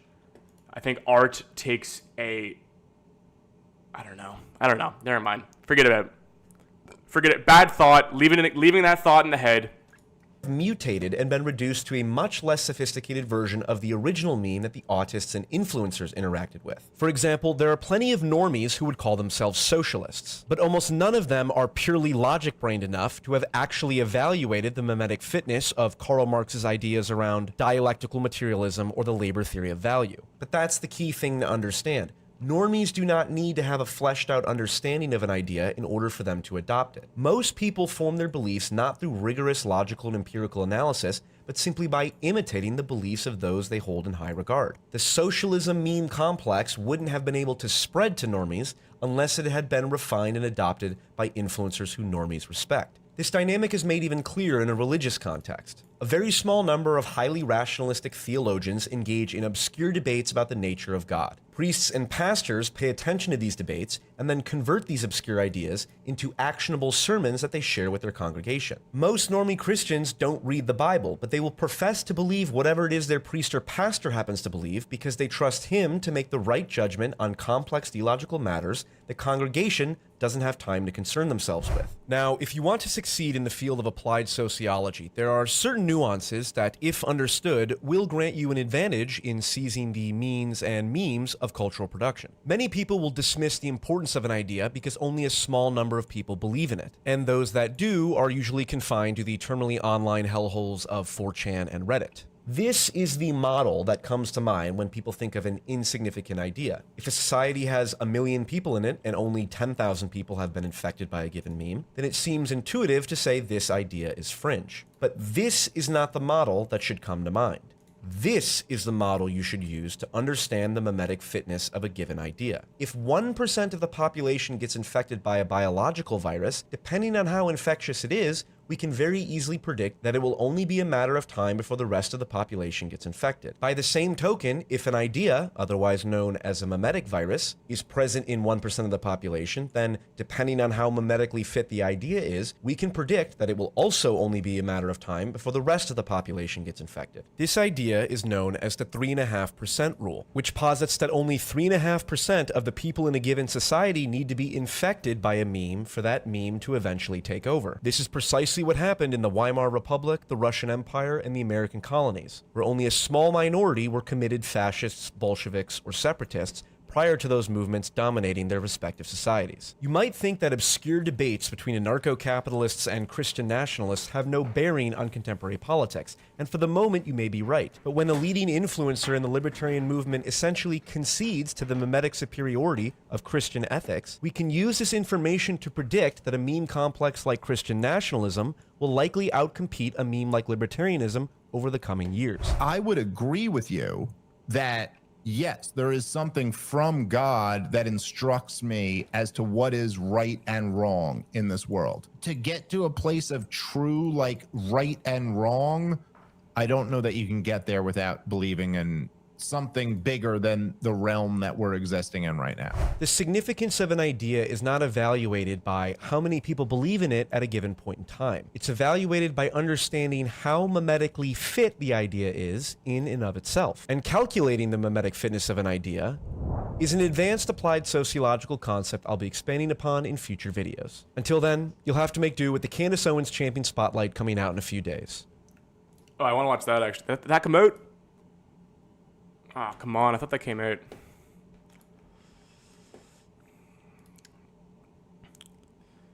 Damn, I really wanted to watch that. Man, yeah, Paul's got good stuff. I'm surprised. Paul's got good stuff. Paul's put together. Phrase my thinkover. I like that idea, the 3.5% rule. I like that idea. That's fascinating.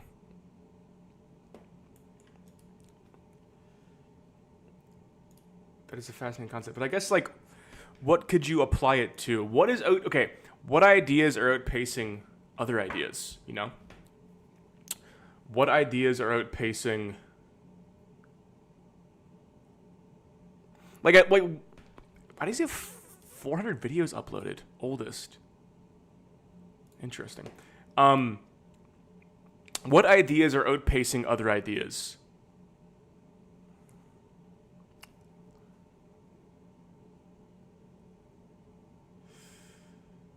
What's a dead ideology? What's an ideology that's just entirely like irrelevant now? Completely dead ideology. If you had to think of one.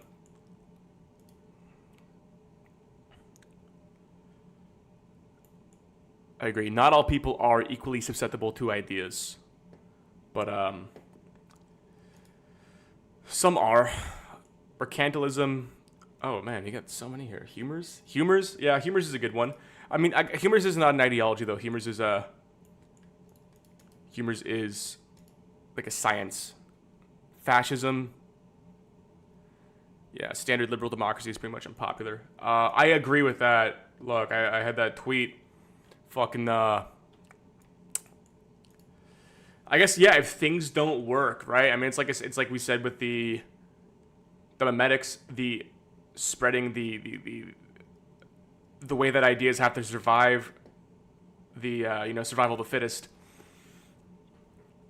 Mega, like classic 2016 Mega is sort of woke is getting there. Because it's like, again, everyone's a pragmatist, right? I think everyone's a pragmatist.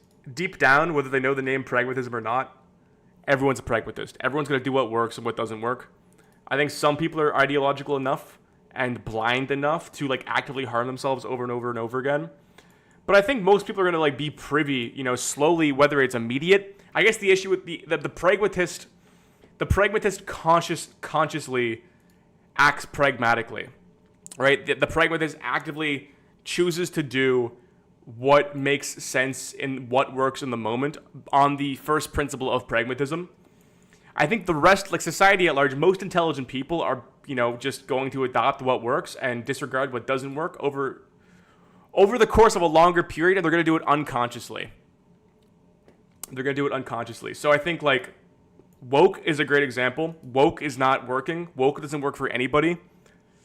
Someone said like 2016 BuzzFeed liberal. If you want to talk about like what woke actually is, like, look, I think people have not been around long enough. People on the internet have not been around long enough to. I'm reaching the age where I'm starting to see like my wisdom of just being alive for long enough show through.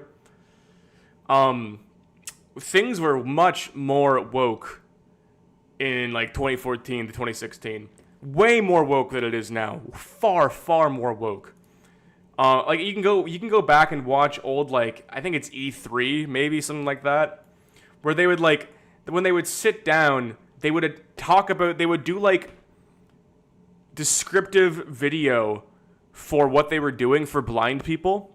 They would sit down, they'd be like, hello, my name is so-and-so. I'm a 6-foot-tall blonde-hair man wearing a blue shirt. Like, they would open stuff like that, Like, that's dead. That's fucking dead. That doesn't fucking work for anybody. No one has time for that. No one wants to pay for that. No one has money for that. It's not gonna fucking happen. I should have brought stuff to Elk while I was here. So yeah, woke is dying. Woke is absolutely dying. Woke works for nobody. Like, the George Floyd riots did nothing. Everyone's begging for the police to come back and for like police budgets to go up as crime actually gets like, noticeably worse than it has in the last like 10 years. None of that stuff stuck around. It never will, because it doesn't work.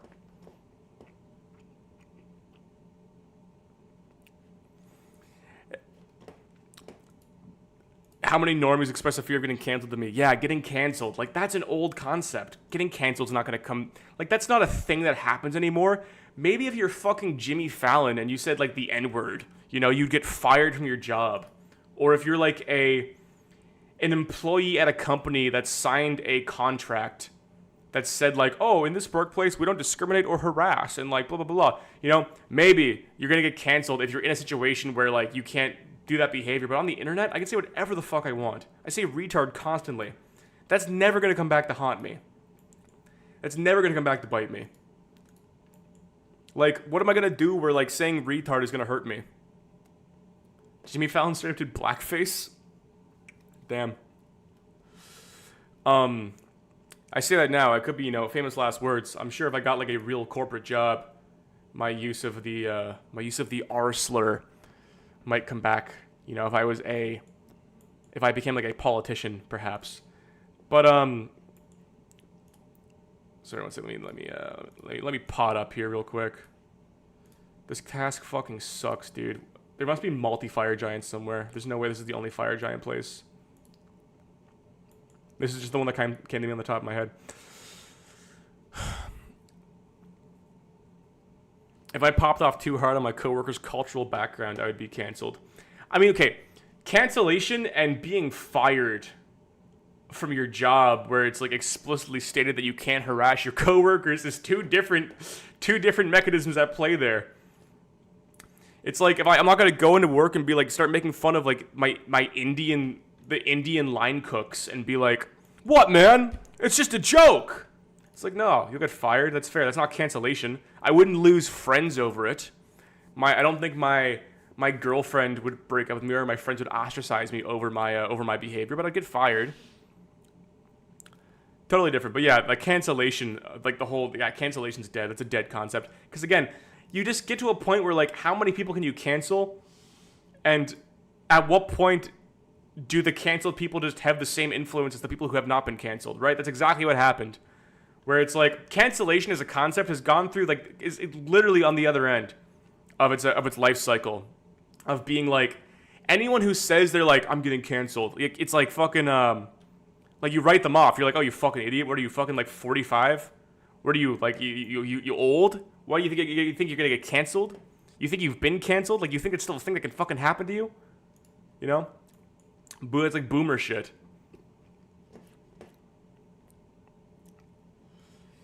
People can still get canceled for sexual shit. I mean, not... Like, Andrew Callahan is fine. He was a sex pest. I think if you, like, have committed a crime, you should be ostracized for whatever sexual crime you've committed. That's not cancellation. But I think just, like, being weird, you can come back from that. You can totally come back from that. Andrew Callahan came back from that totally fine. Sam Hyde, well, I guess he's right-wing to begin with, so it's like he's not really in that space, but totally fucking fine. Totally fine.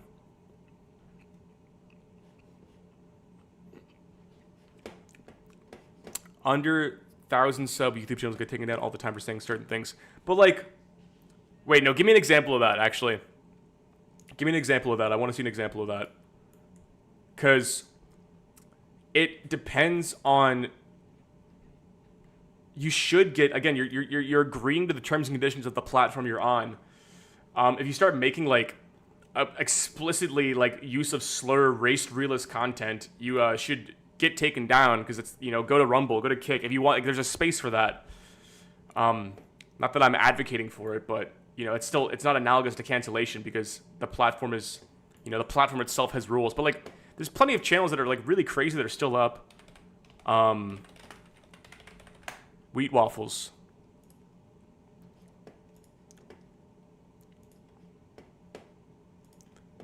This guy did crazy. Anyone watch Wheat Waffles? He was like this guy was like the black pill king for so long. Round 2.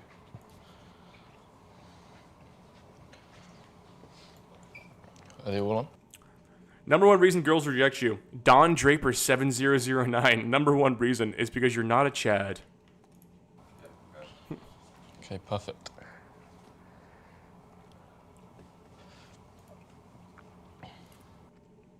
Don't leave anybody here watching this. Don't leave this cutesy shit in your fucking videos. No one gives a fuck about like your setup. Like, just start the video. Women reject men all the time. If you've ever tried approaching a girl before in real life, you probably got rejected.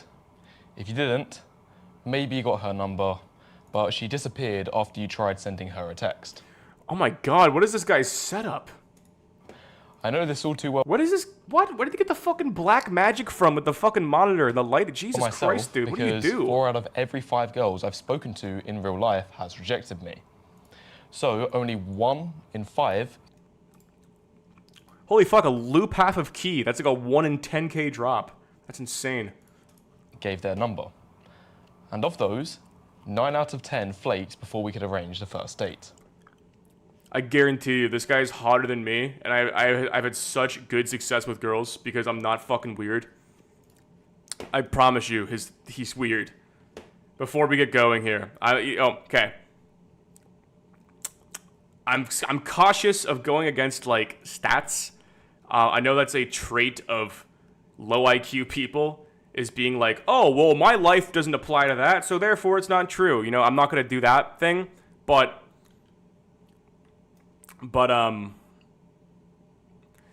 low-cut socks with pants is reason girls don't fuck him. Yeah, that's a bad. He's European, though. It's different for the Europeans. But look, he's got like a visible bicep vein. He looks like he's not short. It's probably fine. I guarantee you it's because he's weird.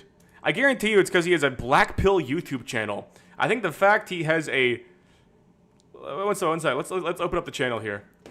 Let me pull this up real quick, guys. So we have 111 videos released, 160k subs. Here we go. Came back 5 months. So he's doing 100k views a video. These are all. He's got 100 approaches how differently are sub 5s treated to Chads. Okay, so he's got these graphs, these 1 to 10 decile scale ranking for women. He's thought about this stuff a lot. He's put a lot of thought into this, and I think that's his biggest detriment. So only 2%, or 1 in 50, converted to a date. You might get a better or worse rate of success than this, but the fact holds true that as a man, you're going to get rejected by... Also, looking at women, if you approach a woman thinking statistically what your likelihood is that she is going to end up having sex with you or going on a date with you, and you put all women you talk to into this schema, that's not how you talk to women. You should flirt. You should, like, you know, I'm not saying like, you know, be a dog. Get out there, be a bastard, dude. Pick chicks up. Be a motherfucker with women. They like it, okay? But don't look at it like a fucking numbers game, okay? You ever try chatting to a girl because you enjoy the conversation, or like you like the experience of talking to another human being, and then after you talk to a girl because you like the experience of talking to a girl, she offers you her number, or like you end up hanging out again because the experience was pleasant? You ever try that one? It's novel. It's crazy. The gurus don't want you to know. Girls way more than you get accepted. And I am here to tell you the #1 reason for this. So, without wasting time, the #1 reason this happens to guys is because of your looks. If a girl rejects you or disappears after getting your number, it's probably because you aren't her type, or she just didn't find you attractive enough to begin with. Not the nicest or most optimistic news to hear, but I can share from my own experience why I strongly think this to be true. I've got several stories of my own to share, both that worked in and against my favour. Here's my first. One time I was on holiday with my friend, and during the day we approached these 2 pretty girls sitting at a bar by the sea enjoying some cocktails. Me and one of the girls started flirting, and after a few minutes she invited me and my friend to join them for a drink later. I agreed and thought there was potential to escalate with this girl romantically. We see them off, and an hour before we plan to meet, I get a message from her saying she is already out, but now with 2 additional friends and we should join her. Anyway, I anticipated that she would have 2 extra girlfriends with her, but when me and my friend arrived, it was 2 guys. We spoke to each other by the entrance saying, I think we've been set up. They already have guys here, so I think we should go. But then we looked at the men they were with, and one of them was short and a little overweight, and the other, who was talking to my girl, was in okay shape, but had poor skin and a receded hairline. They were both LTNs at best. So we decided to go over just to say hello and see what the situation was, fully knowing that the probability of something working out was low. And our only chance was the belief we were more attractive than the guys they were already with. We go over, and as we do, the girl that was interested in me starts giving me S-tier choosing signals. Post, but you have lurkers that need to internalize it. Plaza Reed, Mr. Brogba.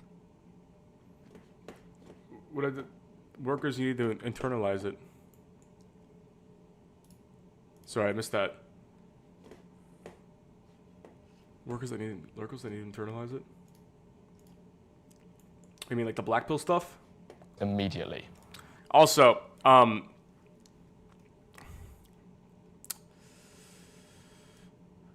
bro's like, people, sex probability up 50%. Something's happening. Look inside. Nothing really happens.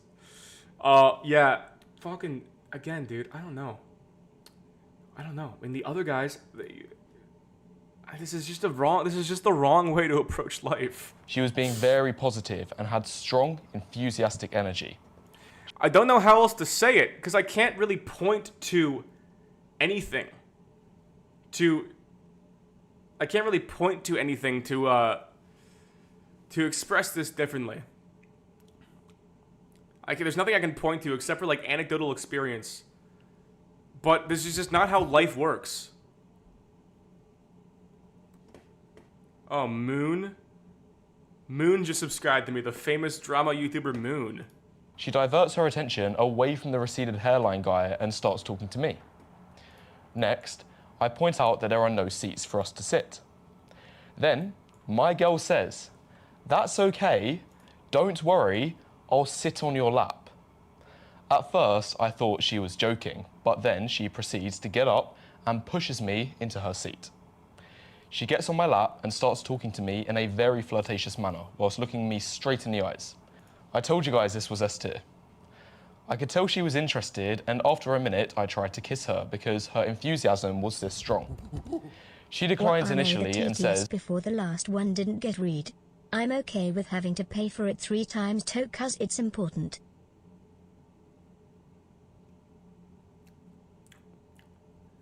Wait, pay for what 3 times? Not too soon. I still didn't hear it. Need to get to know me a bit better first. So we continue chatting and flirting for a few minutes, and she tells me how handsome I am, how much she likes my eyes, and my hair is fluffy. I then try to go in for the kiss again, and this time she agrees. Later, she tells me how she really liked how I came up to her and is so happy I showed up. I tell her we almost didn't because of the 2 guys already sitting with her. I asked who they were, and she said they came up after me and decided to spend the day with them. But she said she doesn't find the receded hairline guy attractive at all. She said how he has a great vibe and she really enjoys his company, but he is just not at all her type and she doesn't even remotely find him attractive. I asked if he tried to make any moves. She said, "Yeah, duh, look at me," but I had to reject him.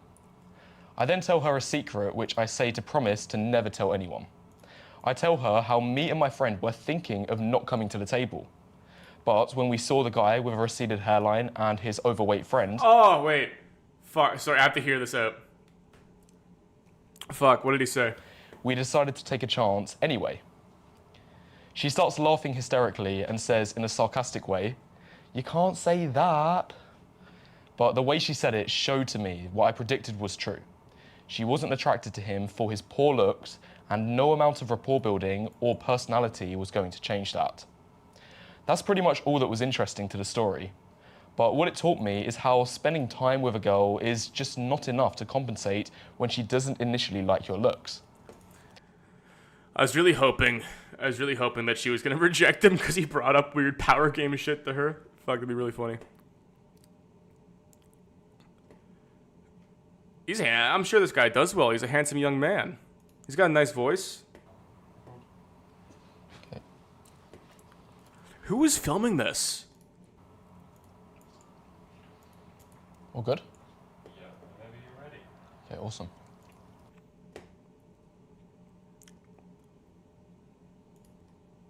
Finally. Why is this guy's setup is insane. I can't do it with the Black Pills content though, because I find it's like an info hazard. All right. You have access to your message log while chat doesn't. You're fully aware and have the ability to back read. I actually don't know where my chat log is. View stats.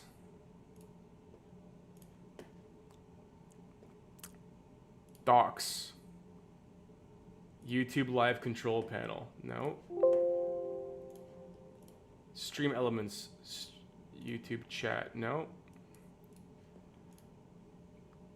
Activity feed. Oh, wait.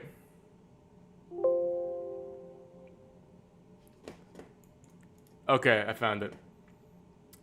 As a woman, a 5'10" with a personality and options will always be husband material over a 10 out of 10 dude that's hyper obsessed with how many women he can pull and doesn't see you as an actual person instead of a notch in a bedpost. Yeah, I feel like, I don't know, it depends on how serious you take sex. I think if you take it like super serious, I think, you know, some people vary on how serious they take sex as well. Some people take sex very seriously, and I think when you take it very seriously, you're obviously going to be more conscious about it. I think the guys out there who are just sleeping around constantly don't have like a serious attitude towards sex. They're not like looking at it as this important thing in their lives. I mean, unless you're like a sex addict, but like if you're just sort of like casual implies casual, you know, casual sex implies that it's a casual thing to you. It's not a serious thing to you. So that I don't know. It's interesting. It's one of those things I just like. I think love, and it's so abstract. It's so hard to like really break down. I've just like stopped thinking about it fully. It's one of those things I just try not to give much thought to, because I don't see the point in trying to like metagame how I don't see the point in trying to metagame like attraction. I think it just ends up harming you in the long term and just gives you like a very, very skewed worldview. And it's also one of those things that like, it depends on what your goal is, but like if you want to get married, it's one of those things that's just not that important. Like you should be dating. It's tough to, you should be dating. You should be dating, absolutely. Like if anybody, like you should.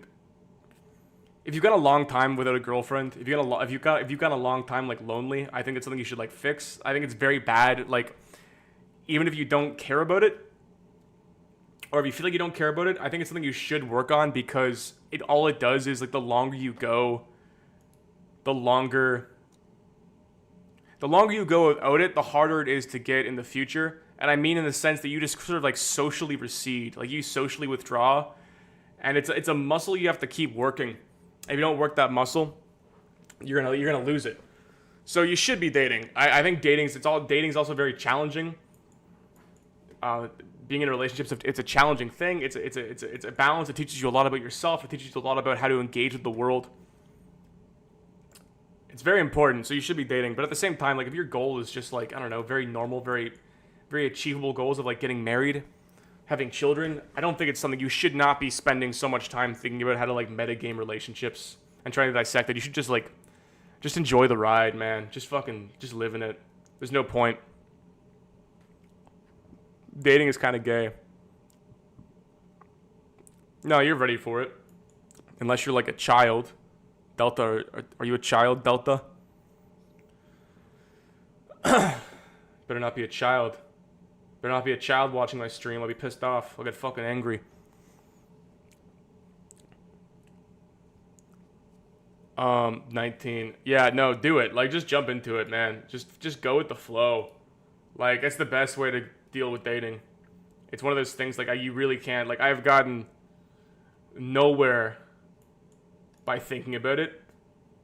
I have not. I think, like, ruminating on it and thinking about it too much, you're just gonna hurt yourself in the long term, man. You just gotta do it. You just gotta run it.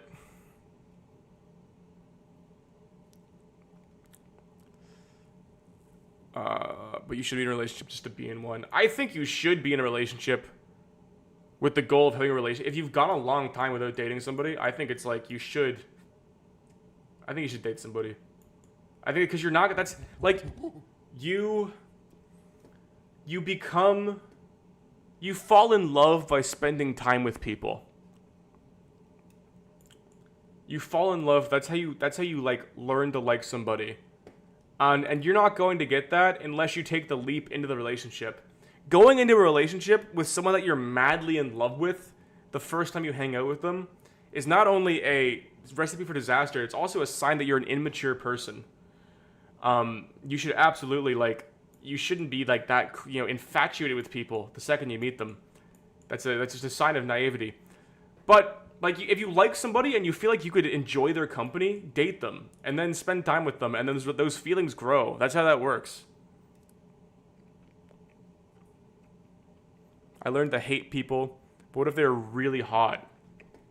Well, if you like, yes, yeah, they're really hot. Current GF clicked up so fucking quickly. I mean, it happens like that, but it's like, again, it's not like. I think not love at first sight in the sense that, like, you get obsessed with people really quickly. That's a bad. You should worry about that. You should fix that in yourself. Getting obsessed with people, especially when you're not dating them, even when, like, you just, like, have a crush on somebody and you're obsessed with them. That's a bad trait that you gotta watch. It's a bad trait you gotta watch. Because that's gonna hurt you. I've known many men. Many men are simping.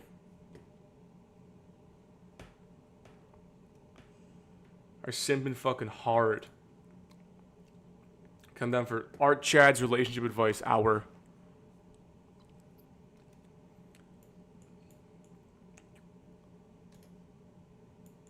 I've been through. I don't know. I've been through it enough. I've been through the ringer. I've seen actually a lot of my. That's a good DJ Cone. That's a good sign. Neither of you are stunting your potential by being together. That's a good sign.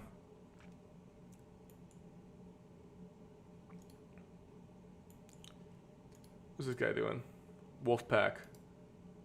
Wolfmeister. I'm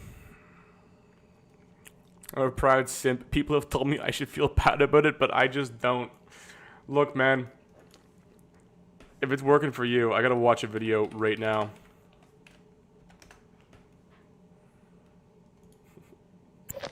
What does this guy think he's an Indian?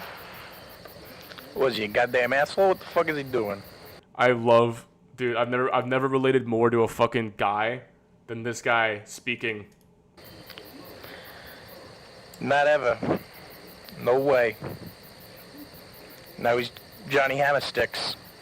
Hammering away like he's freaking Tommy Noble. What the hell's he doing? They just got some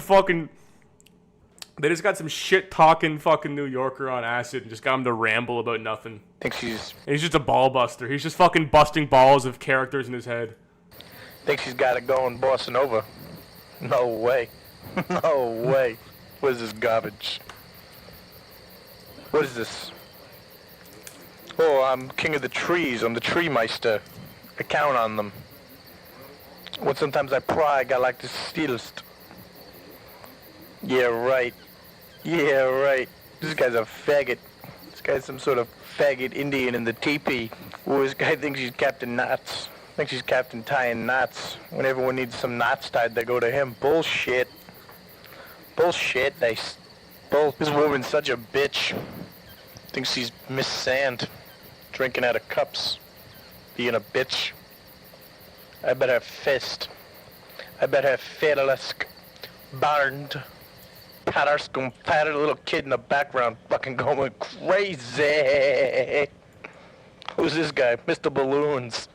Mr. Balloon Hands. No way. No way. Get real. Like those things. Mr. Walkway. Mr. Walk Down Me, I'm the walkway. Lead me to the building. Fuck you. 5643. Yeah, right. You some stupid bitch. Who paid for that floor? Not me. No way. Never paid for no floor ever again. Not once, not never. Nope. Whose chair is that? Who bought that goddamn chair here? It's not my chair. Not my chair, not my problem. That's what I say. No way. Stupid dresses. Stupid flowers. Lighthouses rule. You don't like the lighthouse? You suck. What is this, Seahorse Captain? What is this, Seahorse Seashell Party? Who didn't invite me? Why didn't I get invited, Seahorse Seahell? What is this? Get real. I'm in love with seahorses. I'm in love with them. They're so beautiful and cute. I'm in love with the seahorses. They're fucking unreal. I love them. They're like all the clocks. I love them. I love seahorses, and I love looking at them, and I love seashells. I love seashell things. I love things with seashells and seahorses on them, like blankets and towels and little bags. I love them. Seahorses forever. That's so fucking relatable. Goddamn. You know, I'm fairly certain a good amount of you watching the content on this channel have a pair of rose-tinted glasses lying around for the old YouTube that we used to know and love. You know, the times when we didn't have channels which were backed by big networks or corporations. A time when videos were just haphazardly thrown onto the website and they would go viral by organic means. And oftentimes these old school YouTube videos would be recommended to you by word of mouth by someone at school or at work. This is how I found old videos like the Dramatic Chipmunk video or the Star Wars Kid or like the entire YouTube poop genre, just by word of mouth recommendations. The way you discovered content— Wait, is the guy talking Dan Deacon? I'm about to find out. I know it's a guy on acid, but like, I never on this website was just dramatically different back in, you know, the 2005 to 2010s era. It was just a lot different than it is now. I've done a lot of pondering about this concept of old school YouTube, and I really wanted to determine a video that I felt represented like the overall feel of YouTube at that time. And not only the feel of it, but also in the way of how videos were discovered. And I've come up with a video that, at least for me, represents this to a T. And that video is drinking out of cups. Think she's got it going, bossing over. No way. No way. What is this garbage? If you're in your 20s right now, or even older, you probably remember this video. The video of the smug lizard giving this nonsensical rant for like 3 minutes. You know, it's where you get the phrase, "Not my chair, not my problem." Not my chair, not my problem. That's what I say. This video is really special to me because not only is it just a funny video, but it has this crazy backstory associated with it that sort of made it infamous in a way, and also added to its ability to go viral. Who's this guy? Mr. Balloons. Mr. Balloon Hands. No way. No way. Get real. So if you're old enough to remember this video and, you know, the time that it came out around 2006, you must definitely remember the story that was associated with this video. The prevailing rumor around drinking out of cups was that it was some guy who had locked himself in a closet while tripping acid, and his friends had recorded him having this like nonsensical LSD fueled rant. Patted a little kid in the background fucking going crazy.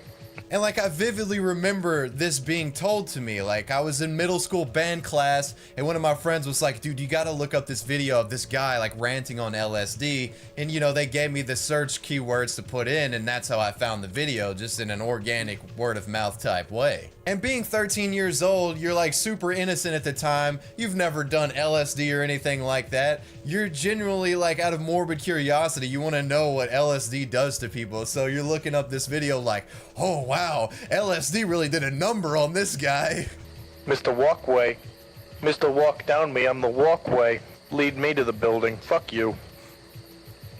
5, 6, 4, 3. Yeah, right. But yeah, this story of a guy being locked up in a closet giving this rant was like the prevailing rumor slash backstory for this video for years. That's what everybody thought this video really was. But is it not that? That's all I've ever known this video is that. I hate to be the bearer of bad news. This isn't like what happened at all. There was not a guy in a closet tripping acid. And that's why you've clicked on this video. You want to know the story behind drinking out of cups. So I'm just going to break it down to you. It's actually pretty simple. After Drinking Out of Cups was released in 2006, as I previously said, this LSD rumor was the prevailing backstory that was sort of taken as fact about the history of this video. But in 2009, a man would step forward claiming to be the author of this rant, and it also wanted to make it abundantly clear that he was not under the influence of LSD at the time of the recording. This man was American musician Dan Deacon. And here's just a little— Oh my god, what? It was Dan Deacon. A clip of the type of music that Dan Deacon was making back in 2006. I guess I sorta lied when I said it's not that bad. That dog, that cat, that little tiny man. I guess I sorta lied when I said it's not that bad. You can definitely tell that this guy influenced Jack Stauber like a shitload.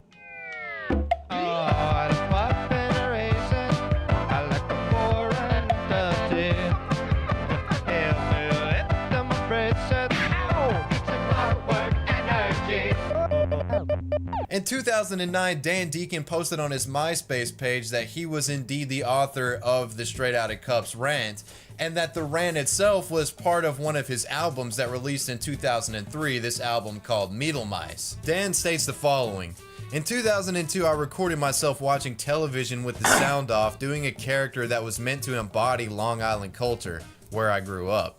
I was not on acid when I made this piece. I have never done acid. While I have no problem with psychedelics and think that they are important to human culture, I do want it to be known that I was not on any psychedelics or any drugs while making this piece. It was all stream of conscious, reacting to watching the TV, changing the channels with the sound off, talking to it as if it was a person communicating back to me. He then goes on to explicitly delineate these 9 truths that he wants everyone to know, okay? 1. I was not on acid while making this video. 2. I was not locked in the closet and being recorded. 3. I recorded the track 100% sober. 4. I used the track for a school project as a solo voice tape piece. 5. I've never done acid, and like Jeff Lewis, no, I don't want any acid, thank you. 6. Yes, that is me talking and I wrote the piece. 7. It's a character satirizing Long Island stereotypes. 8. The song came out in 2003, and 9. The video came out in 2006. So a simple Wikipedia search for Meadlemice, the album. Wow. Whoa.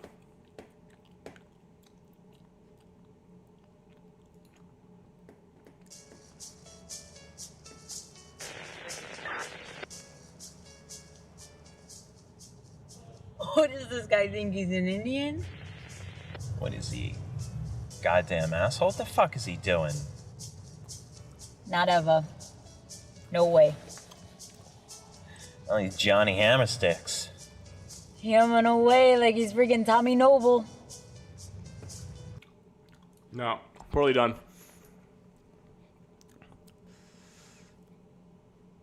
Fascinating. Fascinating. I had no idea. I had no idea. I wonder if this song is copyrighted.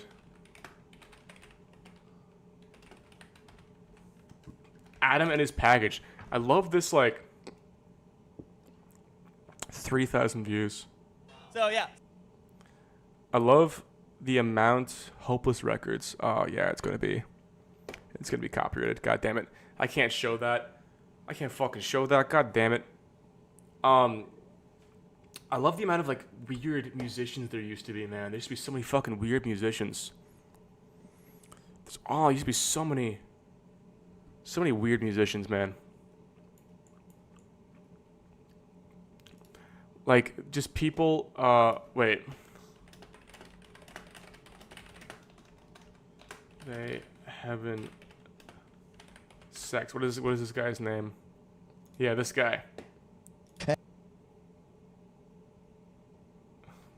And I just know it, I can feel it, yo, they're having sex. And Oh my god, what is this guy called? We got Mark Riboulet. Yeah, I knew it. Mark Riboulet. Mark.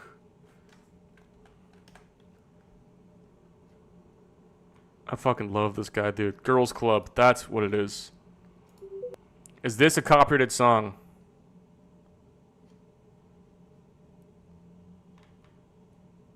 How's this? This guy's so fucking good. This shit's so good, man. This fucking guy is posted up at a craft brewery. A bunch of fucking millennials are here for some sort of breakfast special on Sunday afternoon. Drinking IPAs and eating burgers and eggs. Stanced up. They just got this guy in here to fucking do a Sunday show.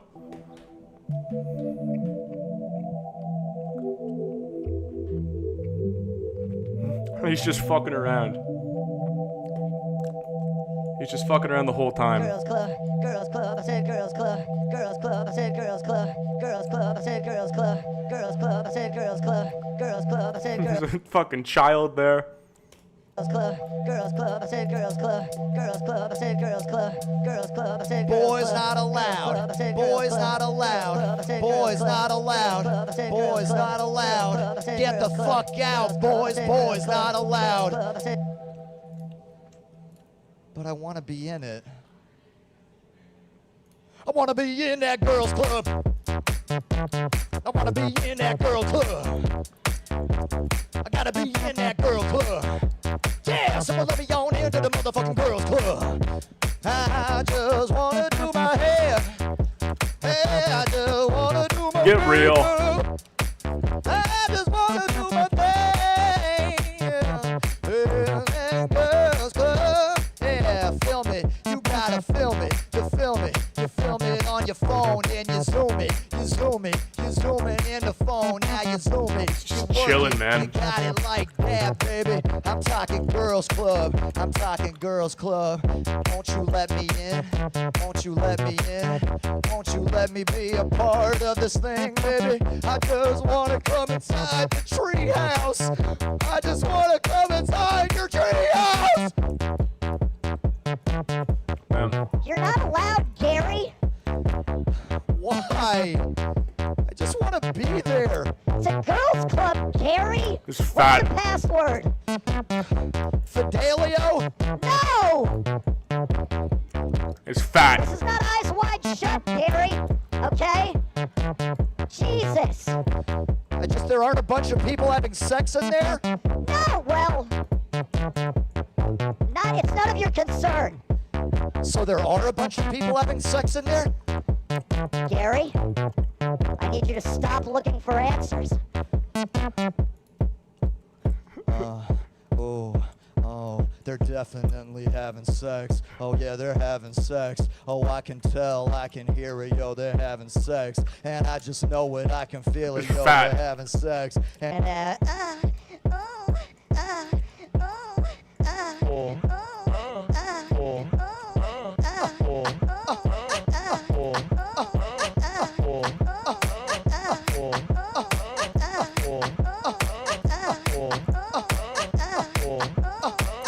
let me in, I'm trying to fuck. Let me in, I'm trying to fuck. They're into it now. I'm trying to fuck now.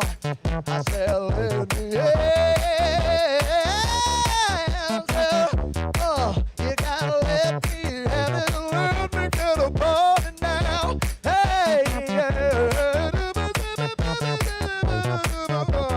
baby, let me have it. Let me get it now.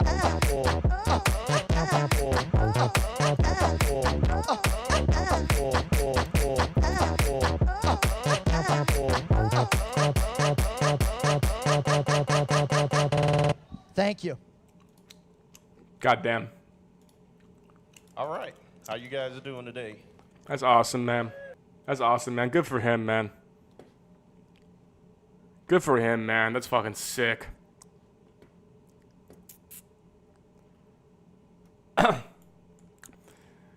Anyone can get 84K subs by using Gen Z in titles. Yeah, no, look, dude, I fucking actively don't use Gen Z in titles because I don't know. I could get a lot more subs if I kept using, dude. Oh my god, man. Oh my fucking god. You have no idea how much morality I have. You have no idea how strong my moral compass and my beliefs are.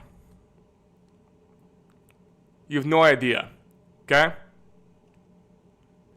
If I made a video titled, like, why Gen Z men are soft, and I did, like, a 12-minute green screen, naked, jakey, dopaminergic nightmare of wild horizontal positing, millions of views. I could be doing that. You have no idea. I could be doing that fucking weekly if I wanted to, and I actively choose not to because I'm a good person, because I believe in the consequences of my actions, and I believe in the influence that I have in the world. I don't do that. I never do that because it's bad, dude. It's a bad thing to do. That's my next video is about. So you gotta watch it. No one cares about morality like I do. That is art chat propaganda. Andy Pants Gaming. This guy's my next video is about Andy Pants Gaming. Okay?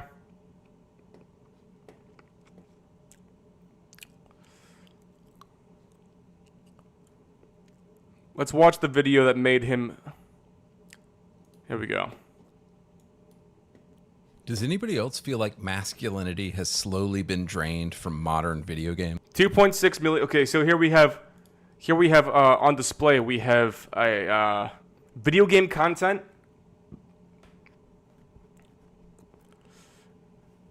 Video game content combined with masculinity crisis, combined with current year recipe for success. 2.6 million views 3 months ago. This guy is having his comeuppance right now. This guy is having a this guy's cashing his bag in right now. Okay, but we gotta playback speed that a little bit faster.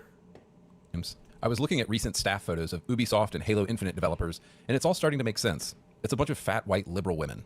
And white liberal women have no interest in masculine, manly, male characters. They wouldn't even know how to write one if they tried.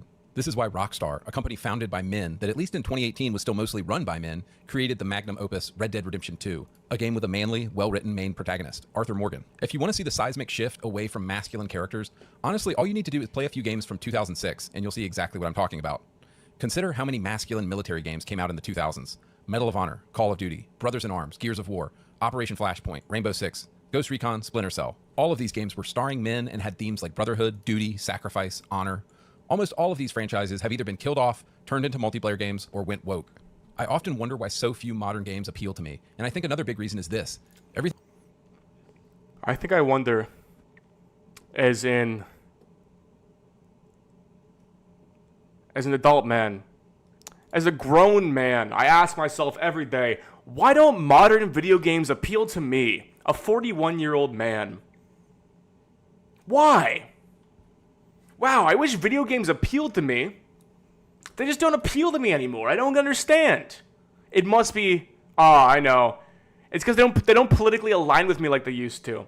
And not only do they not align with me, it's an active attack against my identity. Now I'm going to do the most manly thing possible and make a video on youtube.com about video games. It's just so gay now.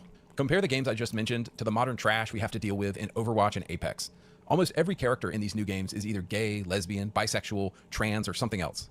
Like, what happened to a masculine dude with a hot chick on his arm? I love the idea of Xbox Game Pass, but I swear every time I open it up and look for new games, there's just so many games that look gay now. I refuse to play another cutesy 2D platformer or a game with a cutesy art. Yeah, because why would you play a cutesy 2D platformer? You're a grown man. You're not the fucking target audience. Style by some indie developer anymore. I'm just done with these games. If you want my 100% real thoughts on this, I just think the entire video game industry has gone woke and gay, and almost nothing they are making appeals to me in any way anymore. So this is why I mostly play 20-year-old games on my channel, because they were just better. I was recently reading an insider interview about what went down at Volition Studios with the disastrous Saints Row reboot from an inside source. This source said that the LGBTQ community within the company was actually pretty small, but they are the loudest and the most annoying, and the company leadership chose to promote these people into key roles. And that's how you get the absolute dumpster fire of a game that was Saints Row 2022. I think what you have at a lot of these game studios is about 80% of the staff is probably just hetero dudes trying to do their job, but they're afraid of speaking up or saying what they actually think, and then you have the LGBTQ folks making decisions about what kind of game to make. And everything just ends up being safe and soft and sensitive because, oh, we can't hurt anybody's feelings. So of course you get these shitty dumpster fire video games that nobody wants to play. After reading a lot of insider interviews with these developers, this is my sense of... I put so much work into everything I do. I put so much work into everything I do. This guy has... I think this guy has almost... This one video has almost as many views as my entire channel. ...of what has been happening. I also feel like there's this kind of unholy alliance right now between games journalists, white liberal women at game studios, and the LGBTQ community at game studios. And they all seem to be united around one thing. They actually hate gamers. And who are gamers? Overwhelmingly, well, heterosexual dudes like us, of course. This recent Reddit thread was written by an actual game developer and made me realize this. It reads, headline, "Am I allowed to say this? I kind of hate gamers. I'm a professional game designer and I'm worried that I'm starting to hate gamers. Watching the gaming events on YouTube last month with the chat on was extremely disheartening experience. Every time a character that wasn't a cishet white man appeared on screen, the chats would fill with messages calling the game woke or complaining about DEI. Every game that wasn't a shooter or a hyper-casual competitive online game garnered zzz and boring comments. I've seen people implying that the MC in Fable trailers is ugly because it's a self-insert of some random level designer working at Playground whom they deemed not fuckable enough. I don't know, it's just the internet magnifying negative voices, I guess, doing what it does best. But it's making me real tired of gamers." So at this point, it seems that games journalists and all of the liberal LGBT mafia that work at game studios actually hate their audience. And this is a comment I keep reading from you guys again and again. I swear they literally hate us. They seem to be dead set on giving their audience exactly what we don't want. How long is your business going to be open if you're dead set on not giving the customer what they want? This is why when skanks like Alyssa Mercante are crying about Kotaku shutting down and losing their jobs, and game studios are going... This guy's saying what no one wants to say. This guy's laying it all out on the table. No one wants to say this. This is magic. Do you see this? This is what they're trying to suppress. This is what they're trying to keep down. You don't understand it. This video got 2.6 million views, but he's at risk of cancellation. He's at risk of losing his whole career. Even though this video is public on YouTube.com, it's monetized with 2.6 million views, and he got, probably like $20,000 in AdSense off this video. They're trying to keep him down. They're trying to keep him down because he's saying things no one wants to say. He called a woman a skank. No one wants to call a woman a skank. That's so radical. That's so brave of him to just say random, to refer to a woman as a random skank. Oh my God, man. You're saying things that nobody wants to say. Under because they were associated with Sweet Baby Inc., I just laugh. Let them burn. Let all these companies burn who don't know how to give the audience. The wonderful irony in all this is that it's the very games that the woke cancel mob has tried to cancel that seem to do the best. Remember, oh my God, dude. This video had a fucking audio error. Oh, irony. Wait. The Inc., I just laugh. Let them burn. Let all these companies burn who don't know how to give the audience. The wonderful irony in all this is that it's the very... Yeah, the sentence cut off, man.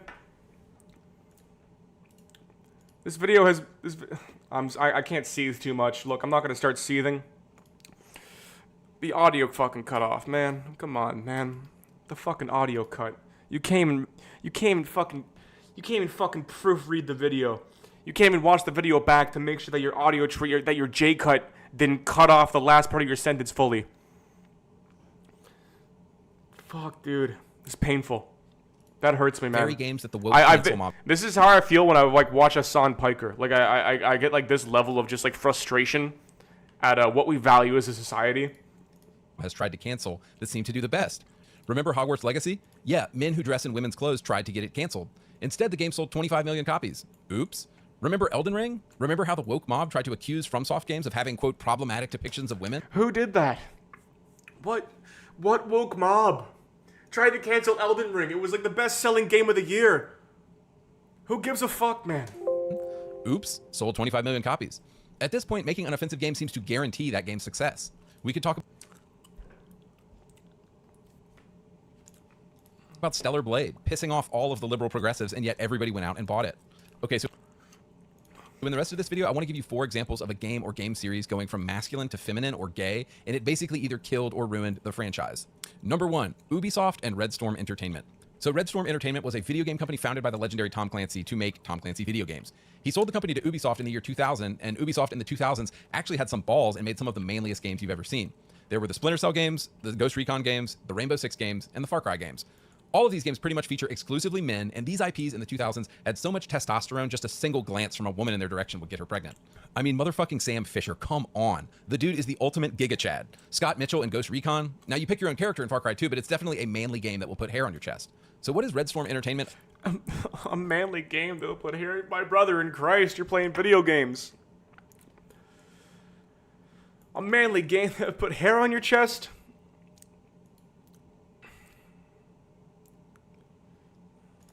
Up to today? Well, I recently saw that Tom Clancy's The Division Heartland is being led by a man who dresses in women's clothes in his free time. Now look, I don't give a shit if you want to identify as a dragon and go around laying magic eggs, but can we agree that the least masculine thing on earth you can do is dress in women's clothes? Tom Clancy would be rolling over in his grave right now if he knew the absolute disaster that Red Storm Entertainment had become. Number 2, Wolfenstein. So I was recently playing Wolfenstein The New Order for the first time, which came out in 2014. And I have to say, of all the games I was sure were going to avoid woke Western progressivism, this game was pretty high up there. The first 3 entries of the reboot were all fantastic. They had the badass BJ. I'd be skeptical. I'd be cautious with your diagnosis there, my friend. The game was about killing Nazis. Blazkowicz, an absolute. That sounds like it's ripe to become woke. As the main character, ripping apart entire armies of Nazis with the sexy and smart Anya as his arm candy and wife.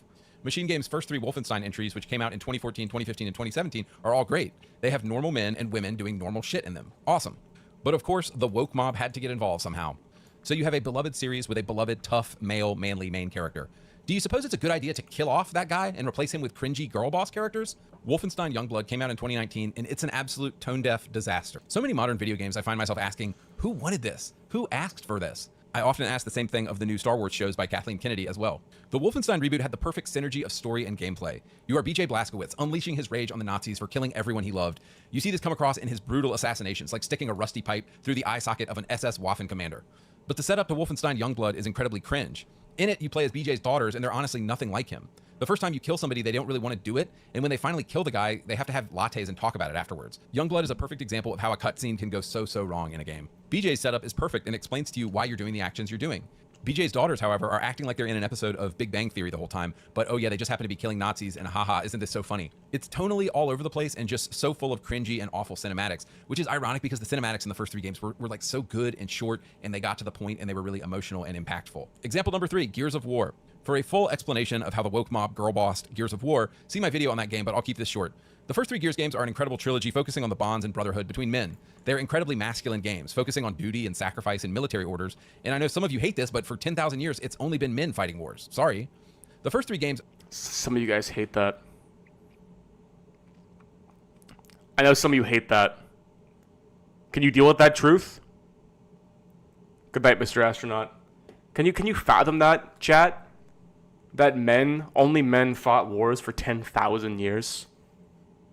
Again, saying stuff that nobody wants to say. Focus on Marcus, Dom, Cole, and Baird and tell a masculine story of brotherhood. Well, the progressive woke mob somehow got to Gears of War, and Gears 4 and 5 are about sisterhood, motherhood, being a traitor, and what it feels like to be a woman.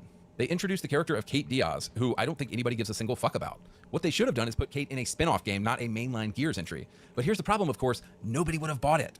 So unfortunately, Gears 4 and 5 are basically girl boss feminist Gears of War, and any masculine story about men is put on the back burner. Of course, the games include Baird and Marcus in them, but they're really on the back burner, and Gears is now about Kate Diaz, who I've never talked to a Gears fan even cares about.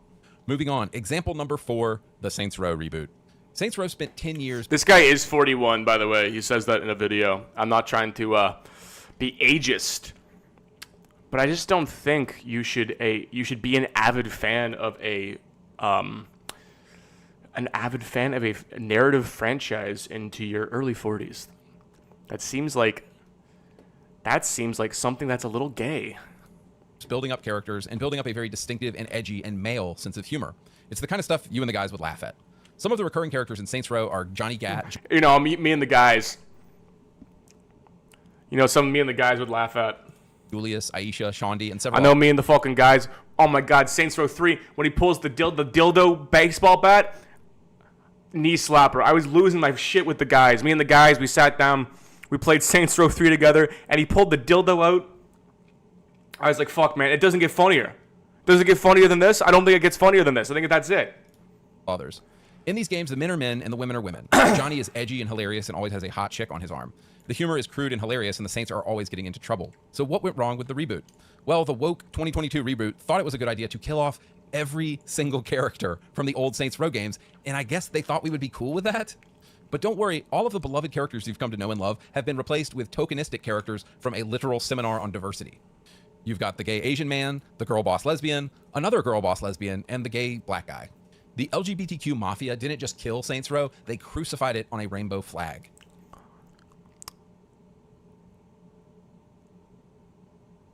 Is this like who's upset? Who's upset that Saints Row is a dead franchise? Are people upset about that? Are people like wasn't the fourth one bad, I think? Is that a thing people are like losing sleep over? And this is what you get, guys. This is what you fuckers get for supporting these people. They turn out shitty games that aren't funny, that aren't cool, that aren't masculine. So stop hiring these people. Game developers need to stop putting gay stuff in games, and they need to fire every liberal white woman if they want us to ever buy a game again. Because I'm serious, we are done with this shit. We're not buying these games. Like, Phil Spencer is out here complaining about how people aren't spending as much money on games anymore. I guarantee if you give us hetero dudes hot chicks in games again and manly men, you will see sales go through the roof. Bring back the glory days of video games. I have this theory that in a few years, we're going to see a turn back to the golden era of video games. Here's a theory.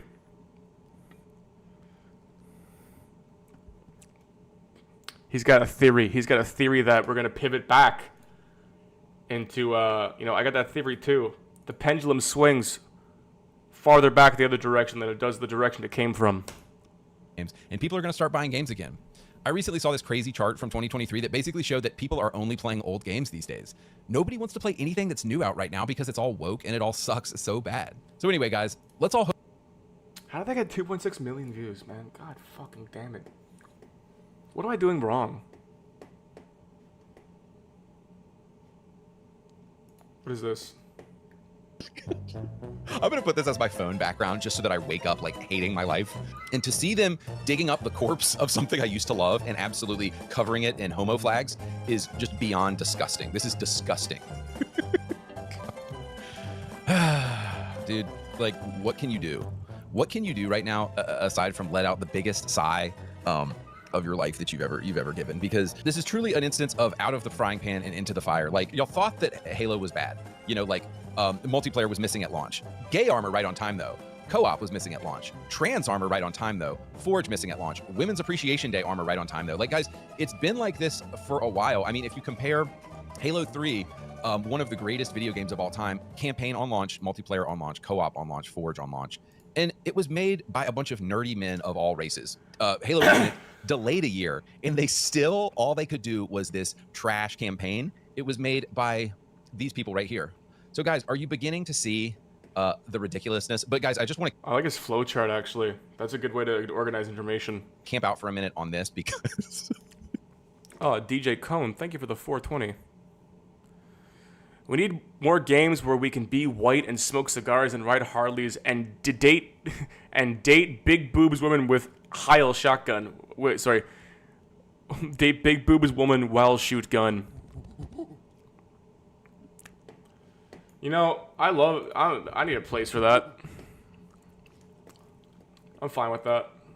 Let's do it.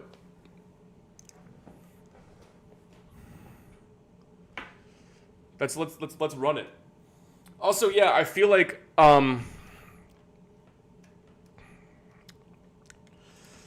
don't make I don't critique conservatives because I'm scared to be anti-woke. I critique conservatives because conservatives are the biggest fucking victim crybabies, even greater than the left could ever fucking achieve. And the conservatives actually have power and influence over culture to a larger extent than liberals do. And also, woke shit's dying. So... Stop focus on quantity and start and focus on quality. It does not have to be. It does not matter if you've never had a 1 million video. If you're consistently making things people actually discuss and engage with, do not let metrics consume you. You are making things worth watching. I appreciate that. Although I gotta pay the bills. So, one for you, one for them. That's a good philosophy. You gotta do stuff that you know will do well sometimes. Like, bro, we live in clown world. We live in absolute clown world. The blue hairs are going to take everything you love. Like, I was talking about this with my buddy last night. I swear this goes back to like middle school, high school, elementary school stuff. Women are over there doing their thing. Men are over here doing our thing. We're watching superhero movies. We're playing video games.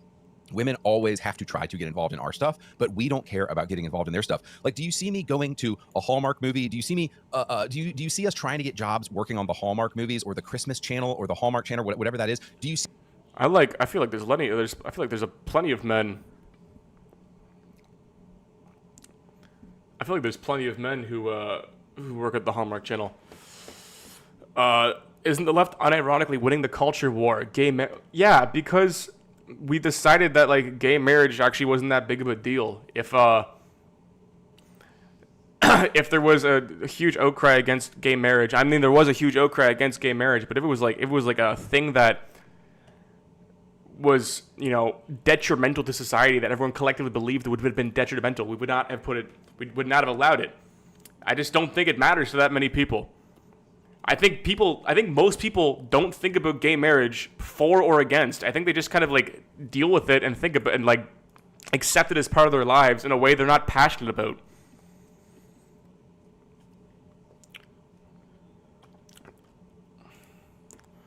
You have such a naive view of the far left, it's painful. Man, I was the biggest anti-woke fucking edge soldier on the planet for my entirety of my adolescence into my early 20s. I was that guy. I was that fucking guy. I was arguing about everything I could argue about at every party. And I just do not see the detriment or the ramifications coming through into culture. I think most people don't care about these things.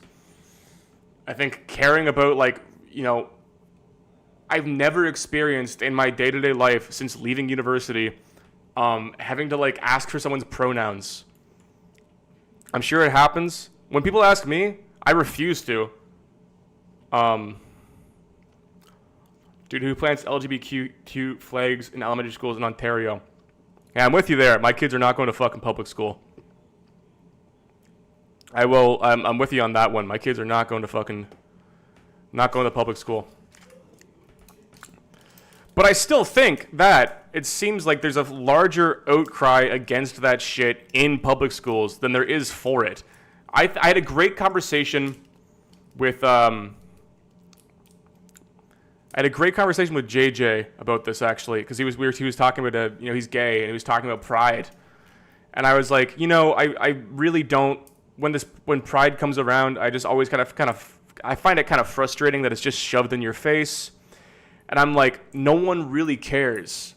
And he was like, yeah, that's the sense I've gotten from like being in the gay community my whole life, is that like this isn't for us. It's just sort of like people do it because they think it's for somebody else. No one puts a pride flag in their shop window or on their house during Pride Month thinking that this is the most important thing they're doing and they're supporting gay people. They just sort of do it and they don't feel that passionate about it. I just don't think people like care either way as much as you think they do. And I don't think that what influence and hold that LGBT culture has on society is that detrimental in totality. I think it's like sick that a child would go through like gender transition surgery. I'm very against that, but I just don't see that happening on a large scale the way that people seem to pretend it does. I think it's happening on a very like small scale. It sucks, but it's like I don't think we're gonna wake up 10 years from now and have all of our kids be like trans and getting mastectomies. I just don't think that's going to be the future we live in. And I think it seems like the pendulum swing back the other direction against it. Oh, level 65 Slayer. the pendulum swing back against it is much stronger, as it seems like gay people and people who are like genuinely gender dysphoric adults who have transitioned seem to have a harder time finding feeling safe in society than they used to. So, talking about radical politics, Greg. I hate crackers.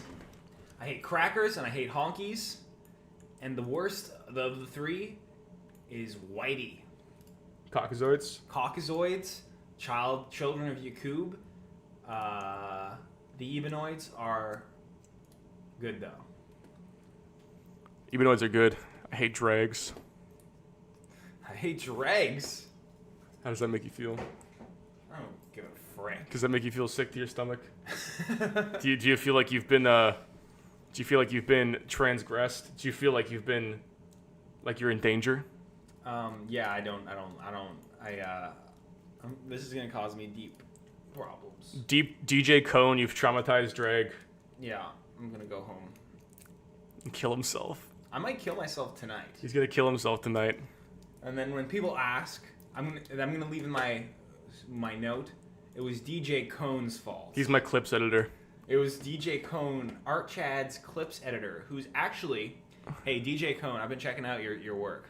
It's pretty good stuff. Where'd he go? DJ Cone, if you wanna, no, I'm not gonna split his attention. But I was gonna say, DJ Cone, you want a job for me? First, make Art Chad $10 million, and then work for me. There we go. Now he's a mod. And yourself $8 million. Reparations, sorry, Jareg. There you go. Reparations for you. Oh, okay. Thank you, DJ Cone. Do you feel like you've forgiven him now? Because I received money. Yeah, I didn't even get anything for that. But reparations for Art Chad over here. I'll send you the reparations. Meanwhile, no, you won't. I'll send you the 420. I don't want you to the PayPal fee alone. You don't want reparations? What do you people want then? My people. What do you fucking people want? If you don't, I'm so specifically mixed race. If but I actually am an ethnic group of one guy. If you're racist towards me, you are racist towards the only human being with my exact genetic admixture. What the fuck what do you people want? You people come to my fucking country, and you're unclear, and you sully my culture, and we try to give you money to fucking apologize for whatever we did to you. You know, I was wait. Greg, how many money bucks to leave Brog's stream and help Chris put his bed frame together? He seems tired, and his back appears to hurt more than yours. He may ask for a copy of Inbreak. These are unrelated things. Yeah, he's building his bed on the other. He's building his bed on the other, on his stream. Where is he? He's been sleeping on the floor. Gokunaru's been sleeping on the floor? I think so. Well, he's streaming right now on his Clips channel, building a bed. Huh. Yeah. So I assume he's been sleeping on the floor for the last, whenever he moved into that place. Anyway, yeah, you people come to my fucking country. What are you doing here? I'm killing Bloodvelds. Bloodvelds? Yeah. These fucking disgusting creatures. They're like, what? They're like anteaters? Yeah, they're morally reprehensible. They deserve to be killed. And I'm shooting with a cannon at the same time. And I'm also training my attack. I'm also training my combat skills. Do you think I could totally F up your life if I donated a small chunk of my immense fortune? Mind Jelk? Do you think I would totally fuck up your... Do you want a portion of Mind Jelk's fortune? Yeah, I mean, I just reinvest everything into the channel. So, sure. Oh. You said that I don't keep my word, Greg. See you on the other stream, You're not gonna, I guess. No, explicitly. Thank you for the 100. You're not gonna go to you're not gonna go to Chris's house and help him put a bed together? No, I'm not gonna do that. Oh man. You should just go yell shit through his window though. Why not? You should go yell shit through his window. You should just go throw like an apple at him through his window. One apple. Yeah, just one apple. he'd be like, whoa. Yeah, how he talks. Like, whoa. Where'd that apple come from? How much for Jereg to actually leave the put mortal his hands in realm? his head. He doesn't bring a good vibe to Hive Mind. Oh, is there an apple at the window? What?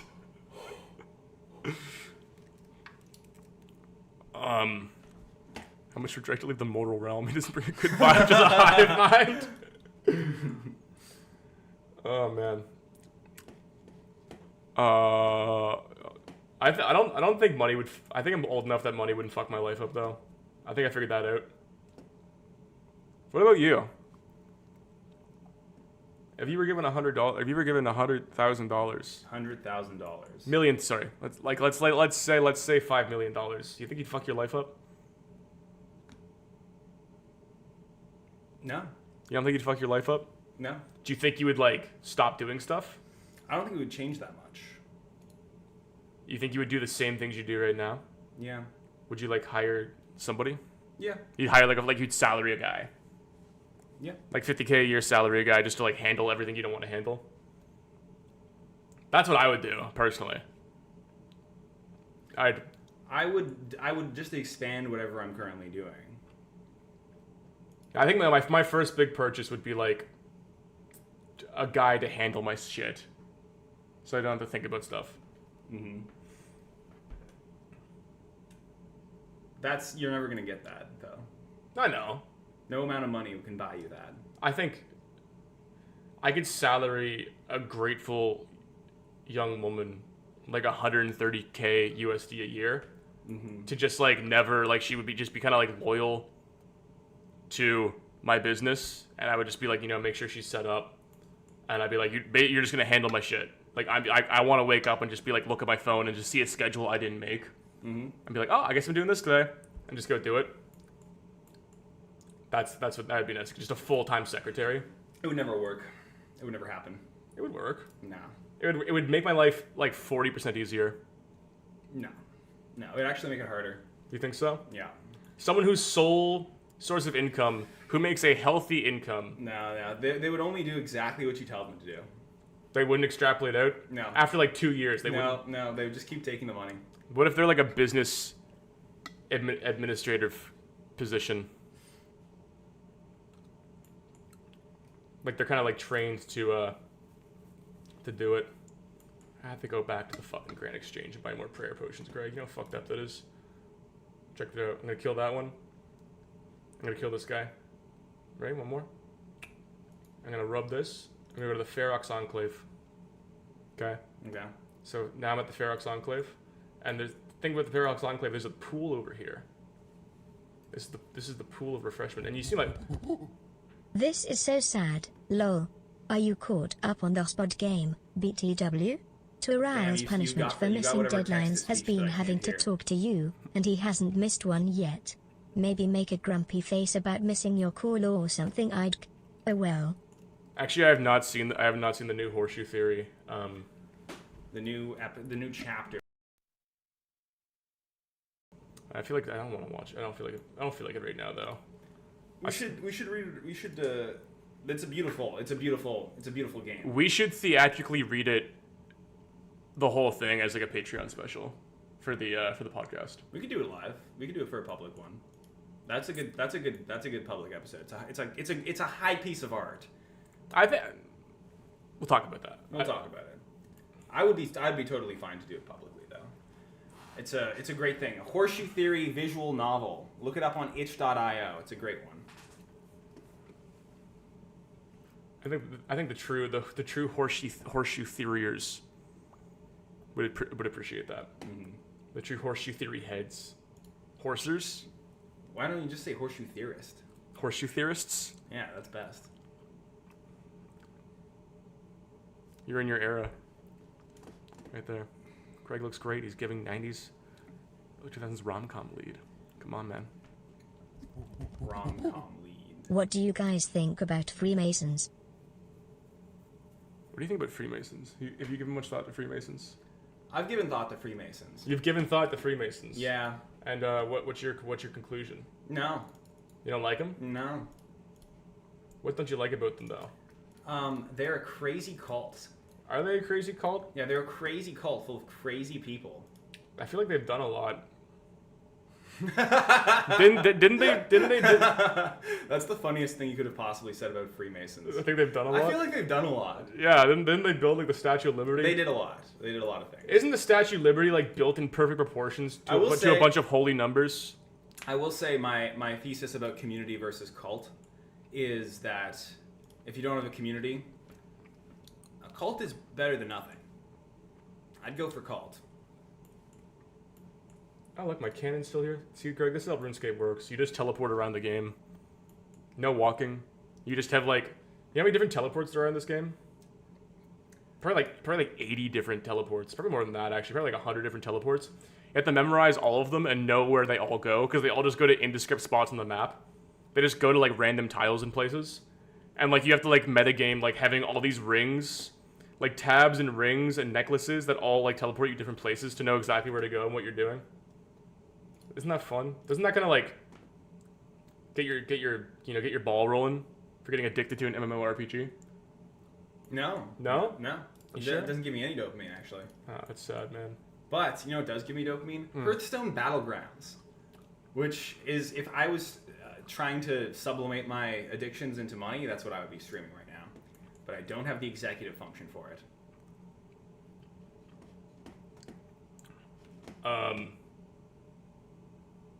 You should.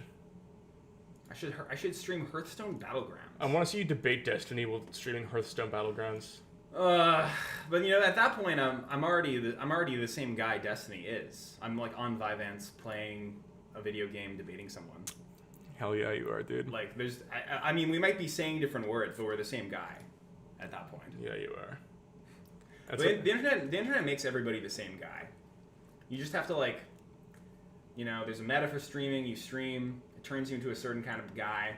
Whether you're the Haas guy or the Hassan guy or the Do you Vosh guys guy or think the Destiny any popular guy or the Fuentes influencers guy. are Freemasons? It's all the same guy, you know, just someone who's like yapped about politics for 1 decade straight, 12 hours a day, 5 days a week. Yeah. Playing video games. A paragon. That's what I want to be when I grow up. Jesus Christ! Do you guys think about any popular influencers are Freemasons? I don't know. Mr. Beast? Mr. Beast? I'm pretty sure that guy's just an average Catholic boy. That's how they get you. What? That's how they get you. That's how they get you? Yeah, they go. He's an average Catholic boy. Don't worry about him. Next thing you know, you've been Freemasoned. I think they should do the 50% off Masons. Yeah, you like I am that aware one? you won't believe me, but that last one wasn't me or me related, Geg. I regret ringing the bell, but also there is zero weight to dissuade the kind of dudes that scrape transcripts. Also, pulling the goy juice clip was weak if it was genuine. You are so schizophrenic. I have no idea what you're talking about. This is the most schizophrenic shit I've ever written in my life. I've read a lot of schizophrenic shit. That's what I'm gonna refer to as masturbating from now on. Pulling the goy juice. Pulling the goy juice. Pulling the goy juice clip. What are you talking about? Pulling the. What is the goy? Am I missing context here? No, that's what I'm doing. I'm pulling the goy juice clip. I'm producing some goy juice. That's where my goy juice comes from, man. It comes from my clip. I'm cranking it. When Skull and Bone members from a former circle, and come into a native. The answer is come unity. Yeah. They probably like each other. Come unity. Wait, the Skull and Bones and the Freemasons? Yeah. They're friends. They chat. They definitely hang out, man. Like, they fucking, like, they're getting beers. They're talking about the fucking game. It's a native skull? I didn't know that. Makes it... I think that makes it worse. I mean, half this shit just evolves out of, it's like humiliation rituals for frats. So you have, like, you know, blood on each other's hands, right? That's where a lot of this stuff comes from. What if I told you all the red pill grifters are Freemasons, including the dates? I would be extremely fascinated in that hypothesis. If you can somehow prove to me the Tates are, if you can prove to me the Tates are Freemasons, that's exciting. I actually know nothing about the Freemasons. I just know they do a lot of stuff. I'd become a Freemason. You could just, but they're not like, they're just everywhere. Like they're not, it's not like a secret club. You can just like, I can look up like Toronto Freemasons and like the address comes up. I can walk in and join whenever I want. It's like not hard at all. It's like not even like Scientology. It's like way easier. It's like you get a ring and like hang out with the boys. I almost wish I was still in my not having a community era, so I could just join every cult. You can still join every cult. Yeah, I just don't have the dopamine for it. It's not as like internally motivating. You can join. You can review cults. It's like cults don't fascinate me anymore, and I never really did. But I think being fascinated by cults is a very like liberal, atomized kind of vibe. Like you don't have any community, you don't have any real world people around you, so you like watch Netflix documentaries about cults. Put up 3 minutes clip talking about how Starbucks is got juice as the only pod exclusive clip. Pulls it when you realize you can rip Patreon vids. Calls the ref schizophrenic. We double down in this house. Does that make the raw blackmail material? Oh, the Starbucks Goy Juice clip. Oh, okay. I was pulled for personal reasons. But no one else gets to know. Except members of the Horseshoe Theory Patreon. Except members of the second Horseshoe Theory Patreon. for the deep cuts. That's where we make you sign an NDA. Basically, when we record a podcast, we record for about 12 hours and only an hour and a half is usable. It's like we talk for 5 hours and then there's a nugget. You know how they made Toy Story, right? Mm-hmm. So the guy who wrote Toy Story, the way he wrote narratives is that he would write a much longer story and then pick a part out of it. That's why there's so much craft and like lore behind it. Mm-hmm. So that's why, have you ever seen the breakdown of like Toy Story's lore on why there's like a child with a toy from the 1950s in a trunk? It's like his dad had like polio. His dad had polio, and then they had to like burn all of his stuff when they that's what happened when you got diagnosed with polio. What do you guys think about the New World Order agenda? The dad hid the Slinky Dog and Mr. Potato Head. There's like 4 toys in the Toy Story lore that are all from the 1950s. The rest are all new. So it's like, that was always the question of why he has those toys specifically, because they're weird toys. Because the dad hid his childhood toys in the trunk so they wouldn't get burned, because they had to burn all of his stuff because he had polio. Anyway, there's all this weird evidence for it and like pictures on the wall. It's really interesting. But the reason that lore exists is because he writes like an extremely long story and then just pulls something out of the middle. And that's what the narrative is. He did that with a bunch of stuff with Pixar. That's what Horseshoe Theory is like, though. Basically. Huh. You brought that full circle. Yeah. Did Anna Fern go home? I don't know. I've been here. Okay, I should probably go locate her. Was John Wayne Gacy's PDM contractor's current contribution to the snuff film industry cult or community behavior? What is PDM? What's PDM? I'm going to assume some sort of... Pedophile. Some sort of, yeah, definitely pedophile. Danger murder. Yeah, something like that. Some gross word. PDM. Yeah, I don't know what that means. Alright, I'm gonna go find it. 46 Iron Dragons? Are you fucking kidding me? That's the worst task anyone has ever received. Iron Dragons? Yeah, it's hard to explain. They're fucked up, dude. Don't fuck with Iron Dragons. Yeah, guys, you had to join the Horseshoe Theory Patreon 2. It's called Horseshoe Theory 2. It's live. And there's also Horseshoe Theory 3. Another great one. Everyone should go subscribe to that one as well. Horseshoe Theory wrap-up show. Trust me, the Horseshoe Theory universe is going to get expanded in ways you never asked for. In ways you couldn't fucking possibly comprehend. It's going to be magic on Horseshoe Theory. Absolute cinema. 1 second here. Let me check my YouTube analytics. Ready?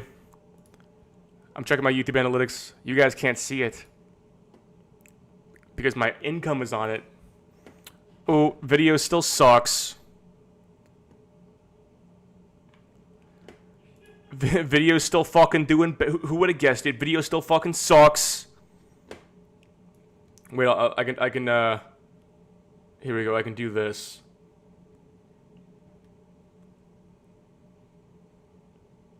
Wait, can I do that? Wait.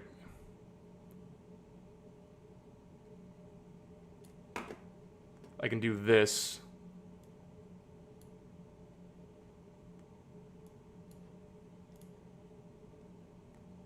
I could do this.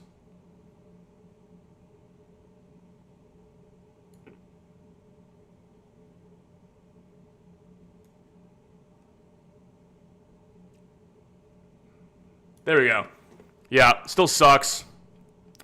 9 out of 10. Views, down. Impressions through click-through rate, down. View duration, abysmal. Still sucks, huh? What do you make of that? Do you know how it feels to fail?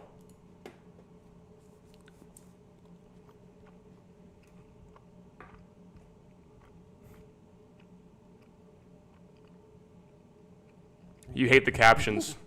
Have you heard of the artist Harry Horse? I've never heard of Harry Horse. Maybe the captions did. You know, maybe I shouldn't have done the captions.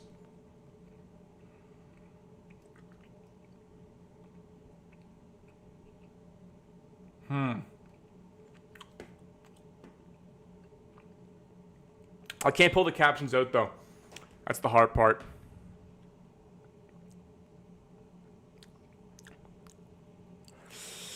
I know. I added the captions at the last second because I was like, fuck, I have to do captions again. But anyway, it's not that big of a deal. I got a fucking another video coming out in like 10 days. Captions don't fit the style. Yeah.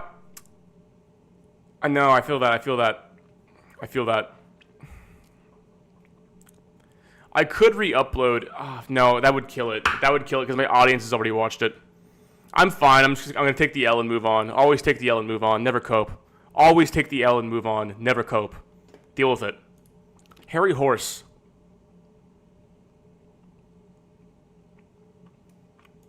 Harry Horse.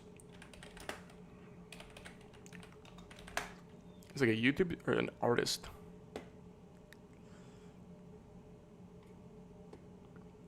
A creator's dive in the... Oh, Nexpo. What kind of videos does Nexpo make?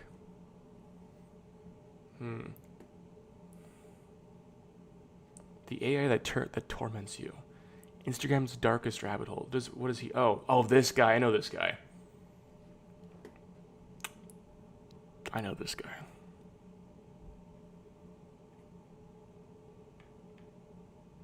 Damn, this guy fucking nails it. What are the Walton files? 1 hour and 38 minutes. That thumbnail? Damn. What's up, Chitty? What's up, chat? What's up, idiot? How the fuck you doing?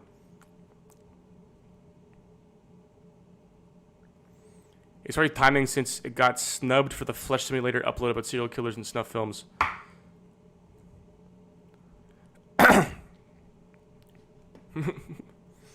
Aggressive. I'm a fucking aggressive guy. I wonder how the Talk to a podcast is doing. New York was a 12. How is this still getting views? 2.2. Oh my god, man. Jojo Siwa was on the Talk to a podcast. That's so fucked up.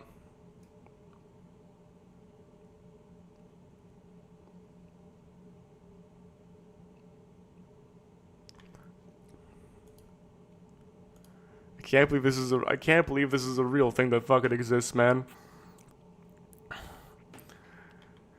Coming off her unprecedented viral moment and the biggest meme of all time, Haley Welch is ready to show you the world that she's much more than a 30-second clip. and she's here to stay. With celebrities from all walks of life across comedy, music, sports, and pop culture looking to collaborate with the social media sensation, Haley Welch continues her rise in charity aspirations with support from the biggest names in the world.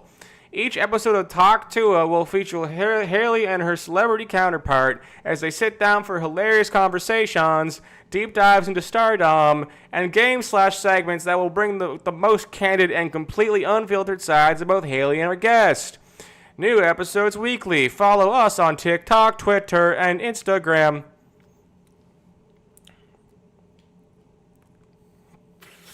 I make sex jokes in the street and get shamed, and she does it and she gets famous. Welcome back to I'm making fun of this video.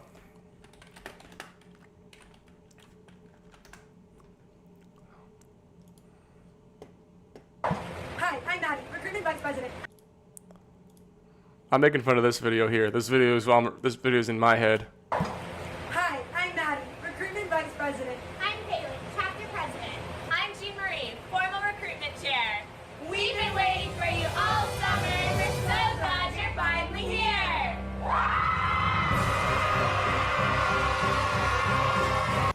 We've been waiting for you all summer, and we're so glad you're finally here. I love this one. This is such a great riff on it. For you all summer, and we're so Glad you're finally here.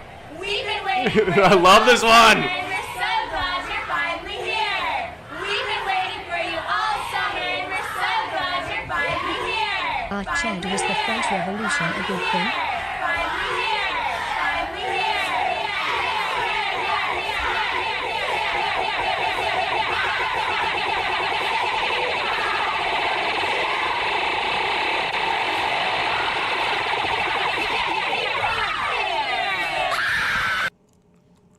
That's awesome, man. I love that one. Art Chad, was the French Revolution a good thing? Yes, the French Revolution gave us modernity and all of its wonderful, wonderful, wonderful things. The first mall, there's housemanization. Housemanization, that's kind of fucked up. Any French Revolution, any French Revolution heads in the chat here? Any real French revolutionaries? French revolutionaries know about housemanization?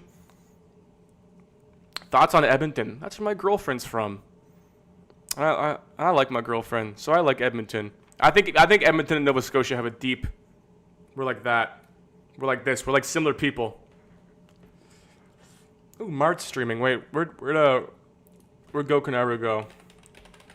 How's his bed thing going? Oh, he's gone.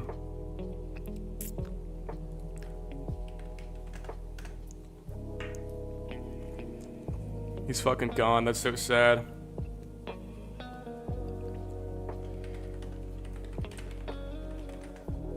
Oh, he's back!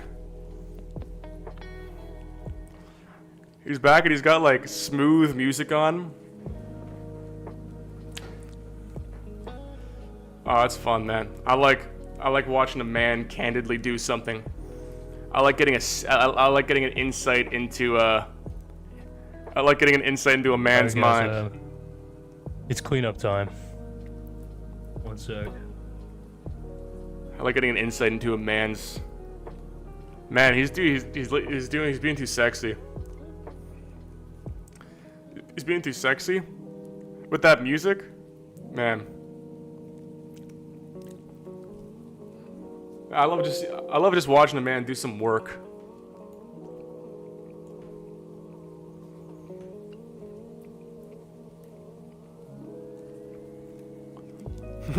Just the crotch shot, man. This is great. This is what I'm here for.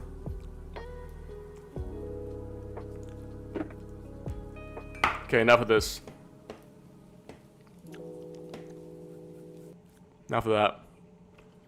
Where are we at? 11:16. God damn, man. You know, I think I've gotten like under 7 hours of sleep. He's still going in the preview. His ass is just shaking in the preview.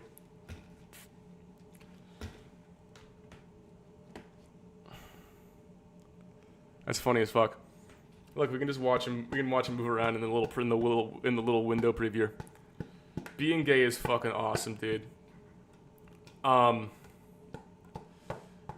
gotten under 7 hours of sleep for the past 2 nights. It's time for me to call it. It's time for me to go to bed.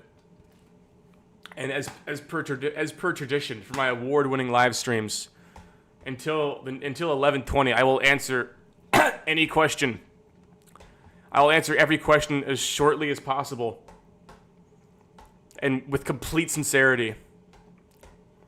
Fire them away. Short 5-word answers, complete sincerity.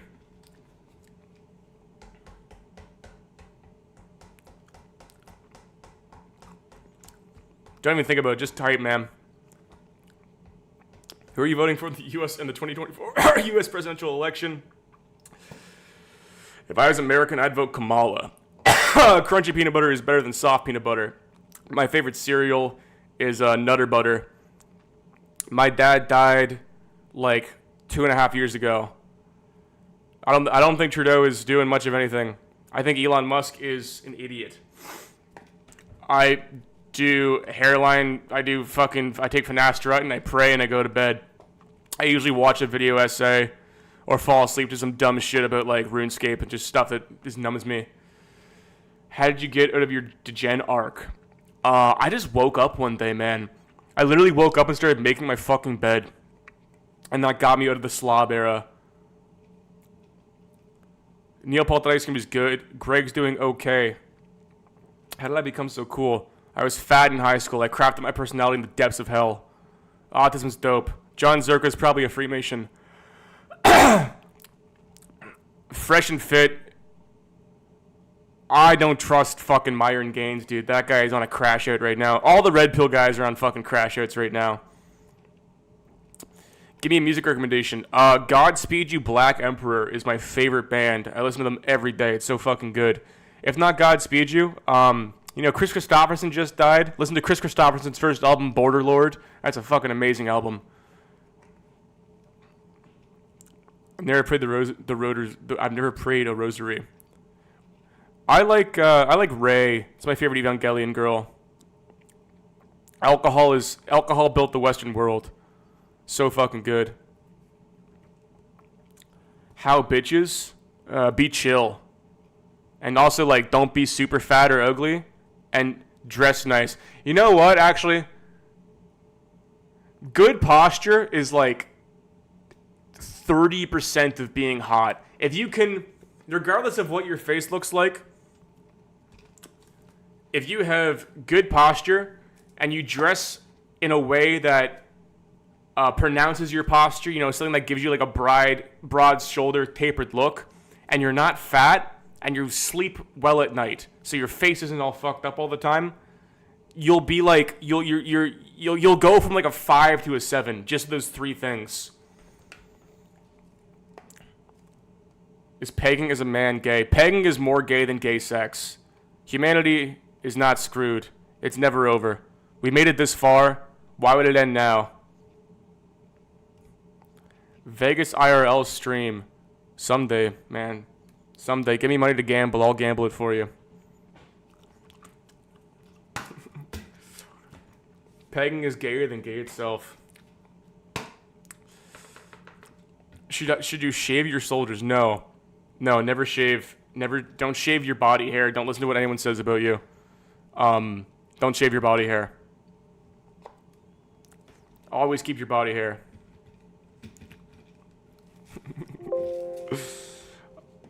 There we go. My blah blah blah. My first L take is that pegging is gay. Why are so many fascists gay, including me?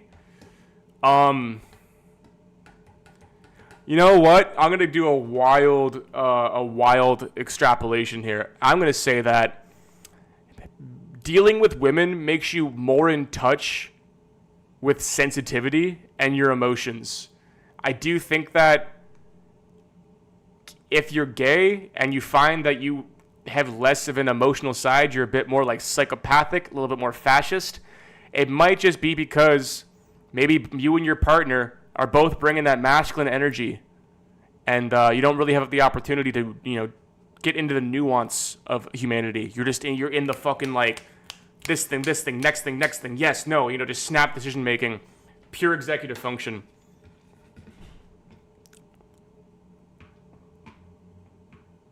Procrastinating my life, watching your channel. Never watch my channel again. If you're procrastinating, never ever. Also, Matt, you just got here. I'm going to bed. Bernstein Bears. I like the Jamaican Kamala accent. I like that Southern Black one she did. That was sweet. I agree. Look, I'd vote Kamala. I love demonstrations of power, purity, and strength. I could see that's pretty gay, and I don't mean that in like a derogatory way. I think it's just objectively gay. But I understand that. I understand that desire. I think Fox's that Fox interview she did really fucked up her. Look, man, people don't know who to vote for in this election, and it's gonna swing wildly. I think that Fox interview really fucked her. I think she's very unlikable. I'd vote for her because Trump's apprehension towards democracy is a non-starter for me. I don't care what he really says after that. I just, like, he's very un-American in that sense, and that's why I'm anti-Trump. But I fucking understand why you'd hate Kamala, dude. She is unlikable.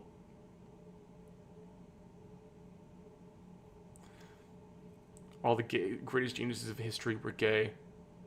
Yeah, I think most men are a little gay.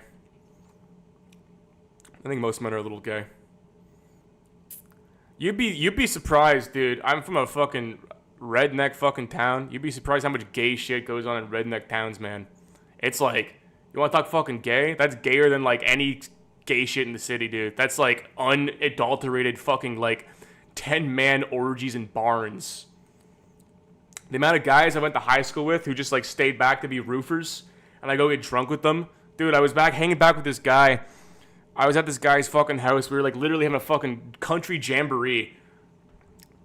We all pulled out guitars. We had beer and whiskey in a fucking trailer in rural Nova Scotia and just did like music all night.